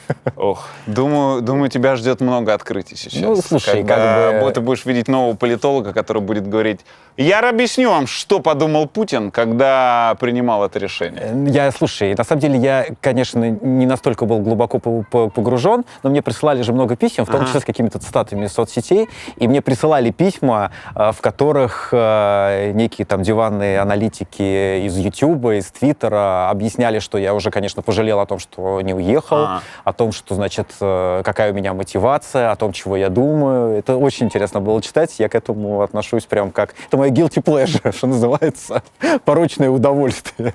У тебя есть ролик «Война Путина. 2 года. 3 главных итога» и один из пунктов — разрушение российской экономики. Да. В чем ты видишь разрушение экономики? Мне кажется, что российская экономика сегодня работает как мотор, запущенный на полную мощность. Но мотор, запущенный на полную мощность, не может работать бесконечно долго. Его износ увеличивается. И то, как сейчас тратятся российские резервы, и то, как происходит фактически там деиндустриализация российской промышленности, милитаризация российской промышленности, в итоге приведет к очень тяжелым последствиям. Время покажет. Я там не экономист, наверное, там не стоит делать экономические прогнозы, но мне кажется, что вот то, как Путин организовал экономику военного времени, приведет к очень серьезному кризису в обозримой перспективе. Но при этом понимаешь, что сейчас денег как будто бы, она не рухнула. Она есть, и наоборот, многие говорят, что денег стало больше. Денег не стало больше, просто резервы тратятся такими темпами, что в какой-то момент их не останется. Есть 3 вещи, которые ты собираешься делать в первую очередь как политик сейчас, после выхода на свободу. Конечно. Я буду заниматься антивоенным просвещением. Это ровно то, что я делал до ареста. Я постараюсь найти такой способ, чтобы эффективно доносить до жителей России, до тех, кто остался в России, мысль о вредоносности этой войны для нашей страны. Я буду заниматься защитой политзаключенных и постараюсь сделать так, чтобы как можно больше политзаключенных в ближайшее время вышли на свободу. И третье, я постараюсь выстроить отношения с оппозиционными группами, эмигрантскими группами в разных городах мира. У меня вообще есть задача такая большая, не знаю, насколько я, конечно, потяну, но я прям очень хочу это сделать. Объездить все города, где 29 июня, в мой день рождения, прошли акции солидарности с политзеками. Их больше 40 было. Их больше 40. Я хочу приехать, вот сегодня, собственно, 7 августа, первое такое мероприятие, вот я сейчас в Берлине, я людей позвал на это мероприятие, и это такая первая встреча. Дальше я планирую проехать по всем этим городам. чтобы встретиться с людьми, постараться как-то их воодушевить, постараться как-то найти правильные слова для того, чтобы у этих людей не опускались руки, с одной стороны. С другой стороны, позадавать им вопросы, потому что, в отличие от меня, они уже там не первый месяц, кто-то не первый год живет в эмиграции, они лучше меня ориентируются в том, что здесь происходит. Послушать людей, послушать их мнение, послушать, может быть, их советы. Ну, выстроить отношения вот с этой иммигрантской сетью, которая сложилась за 2 года войны, и опираться на этих людей в своей работе, пока я нахожусь за границей. Ты говорил, мы и так находимся в опасной близости от гражданской войны. Именно так. На основании чего ты так думаешь? На основании чудовищной поляризации российского общества. Мы сейчас воспринимаем зачастую друг друга как врагов. Вот Путин настолько развел нас на разные фланги политического спектра, что дискуссия между радикальными сторонниками власти и радикальными сторонниками оппозиции сегодня не просто невозможна, она может привести там, к столкновению. Ну, окей, там, может быть, это не очень большие группы, там, да, но чем дальше Путин у власти и чем больше он поляризует это общество, тем более радикальной становится дискуссия. А Путин делает это абсолютно осознанно, потому что, ну, слушай, вспомни, он же даже вот это вот свое молодежное движение недаром назвал «наше».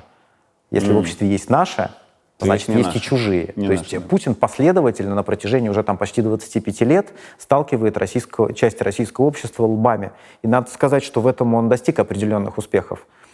И если так будет продолжаться и дальше, ну, действительно, все это попахивает гражданской конфронтацией, не дай бог, гражданской войной. Этого бы хотелось избежать. Как этого избежать? Этого избежать надо тем, что разговаривать с людьми, убеждать. Вот я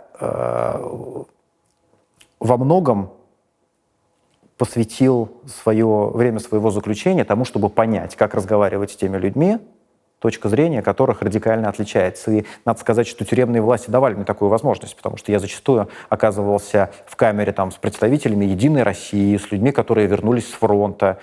И у этих людей другая точка зрения. И я пытался понять, выстроить отношения. Ну, ты же вынужден выстраивать отношения. Ты живешь с человеком там, на маленьком пространстве. Ты не можешь просто там, да, услышав то, что тебе не нравится, там, выйти, хлопнуть дверью. Извини, дверь заперта. Поэтому ты пытаешься с этим человеком сесть и начать как-то искать какую-то там, что-то общее, что вас объединяет. Да, у вас там радикальные точки зрения по этому вопросу, а вот поэтому уже не столь радикальные. А вот здесь вы вообще совпадаете. И избежать этого надо формированием демократических институтов. Дискуссия должна происходить в парламенте, а не на баррикадах. Понимаешь ли ты, что многие ожидают от тебя, что ты станешь лидером российской оппозиции? Тебя это тяготит или, наоборот, будоражит? Я это понимаю, но мне кажется, сейчас эта постановка вопроса абсолютно неуместна. Попытка объявить себя лидером или как-то вот возглавить эту оппозицию или какое-то вот антивоенное демократическое движение, она скорее приведет к конфликтам, каким-то разборкам, каким-то спорам. И на самом деле даже с прагматической точки зрения это не нужно. Лидер оппозиции нужен тогда, когда появляется шанс для участия в президентских выборах. Сейчас такой возможности нет, то есть сейчас даже обсуждать это смешно. Но исторически такой шанс будет. И вот когда мы подойдем к тому моменту, когда нужно будет определить этого лидера, вот эта дискуссия актуализируется. На сегодняшний день нет. На сегодняшний день, мне кажется, востребованы те люди, которые просто будут вести себя адекватно, не будут там воевать ни с кем из потенциальных союзников и будут делать то, что надо делать. В первую очередь заниматься антивоенным просвещением и вытаскивать политзаключенных. Собственно, то, вот чем я и собираюсь заниматься. А вообще, если говорить всерьез и глобально, я тебе могу сказать, что роль лидера оппозиции, мне тесновато. Я бы хотел быть не лидером оппозиции, не представителем оппозиции. Я бы хотел представлять свое поколение. Я не знаю, получится у меня это или нет, но я бы хотел говорить не только от имени оппозиционной части общества, но и от имени своего поколения. Это моя амбиция. Уж не знаю, получится у меня, не получится, но мне бы этого хотелось. А как ты это поколение очертишь? Это люди вот там моего возраста и моложе. Это те люди, которые... которым сейчас 35-45? Даже и моложе тоже в том числе, там и 30, и, может быть, даже еще моложе. Это те люди, которые, как мне кажется, в большей степени... Я не хочу сейчас обидеть людей старшего поколения, потому что я прекрасно понимаю, что среди них тоже хватает людей, с которыми я могу найти общий язык и с которыми у меня совпадают ценности. Но те люди, которые сейчас находятся в моем возрасте и младше меня, это те люди, которым предстоит конструировать будущее России. И мне бы хотелось представлять этих людей. Мне бы хотелось говорить от их имени, действовать от их имени. Мне бы хотелось быть понятым этими людьми. Ну, ты имеешь в виду и в том числе тех, кто сейчас воюет в Украине? Я бы... Не только на текущий момент твоих политических взглядов. Я бы хотел, чтобы эти люди восприняли то, что я говорю. Я к этим людям в том числе готов апеллировать. Я это, собственно, делал в тюрьме. Я апеллировал в том числе тем, кто воевал в Украине, и объяснял им, что их втянули в грязное криминальное дело. Но звучит почти так же, как я хотел бы быть лидером страны. Я бы хотел добра своей стране, я бы хотел приносить ей пользу. Где ты собираешься сейчас жить? Я пока не знаю. То есть не обязательно, что это будет Германия? Ну, пока я точно буду жить в Германии, потому что у меня национальная виза сейчас, и я не могу выезжать за пределы Германии. Но, возможно, в Берлине, может быть, в каком-то другом европейском городе. Но в Европе? Но в Европе. Ты сказал, что абсолютно уверен, что вернешься в Россию. Конечно. На чем основана эта уверенность? На том, что это мой дом. Ну, не всегда же можно в свой дом вернуться. Не всегда. Вот сейчас не могу. Но в конце концов вернусь. Ну, слушай, я не мыслю свою жизнь без России. Вот то, что сейчас я вынужден физически находиться за пределами России, для меня достаточно болезненно. И я не воспринимаю это как навсегда. Ну, такая вот командировка. Ну да, какое-то время придется пожить вне России. Но я обязательно найду такой момент и дождусь такого момента, когда я смогу вернуться в Россию. И на это будет направлена моя политическая деятельность, на то, чтобы пришел такой момент, когда в Россию можно будет вернуться. Это моя цель, чтобы и я, и мои единомышленники, и люди, которые разделяют мою систему ценностей, могли безопасно вернуться в Россию, жить в России и работать в России. Находясь за решеткой, я в первую очередь, конечно, боролся против преступной войны с Украиной. Но одной из важных целей для меня было отстоять свое право жить, работать, заниматься независимой политикой на своей родине. И финальное. Я задавал этот вопрос 2 года назад, но мне кажется, ты можешь не помнить ответ. Тем интереснее будет сравнить. В чем сила? Я сказал, что сила во внутренней убежденности. Ты пересматривал или это помнишь? Абсолютно... Я помню. Это я же сказал то, что я думаю. Я за 2 года в этом убедился. Потому что на самом деле то, что мне помогало выжить и выстоять за решеткой, это в первую очередь абсолютная убежденность в собственной правоте. Мне, кстати, Подробинник написал, бывший советский диссидент, который 5 лет отсидел, о том, что это действительно очень важно, и ты правильно сказал. И всегда, когда ты уверен в своей правоте, тебе проще и легче двигаться вперед. Второе, что мне помогало, это письма людей, которые буквально подзаряжали меня. Я видел, какое огромное количество людей меня поддерживает. Это прям был огромный источник силы, огромный источник жизненной энергии. Но еще важное, что я добавил бы, сила, конечно, в любви. Потому что самый большой вызов в тюрьме — это озлобиться, очерстветь.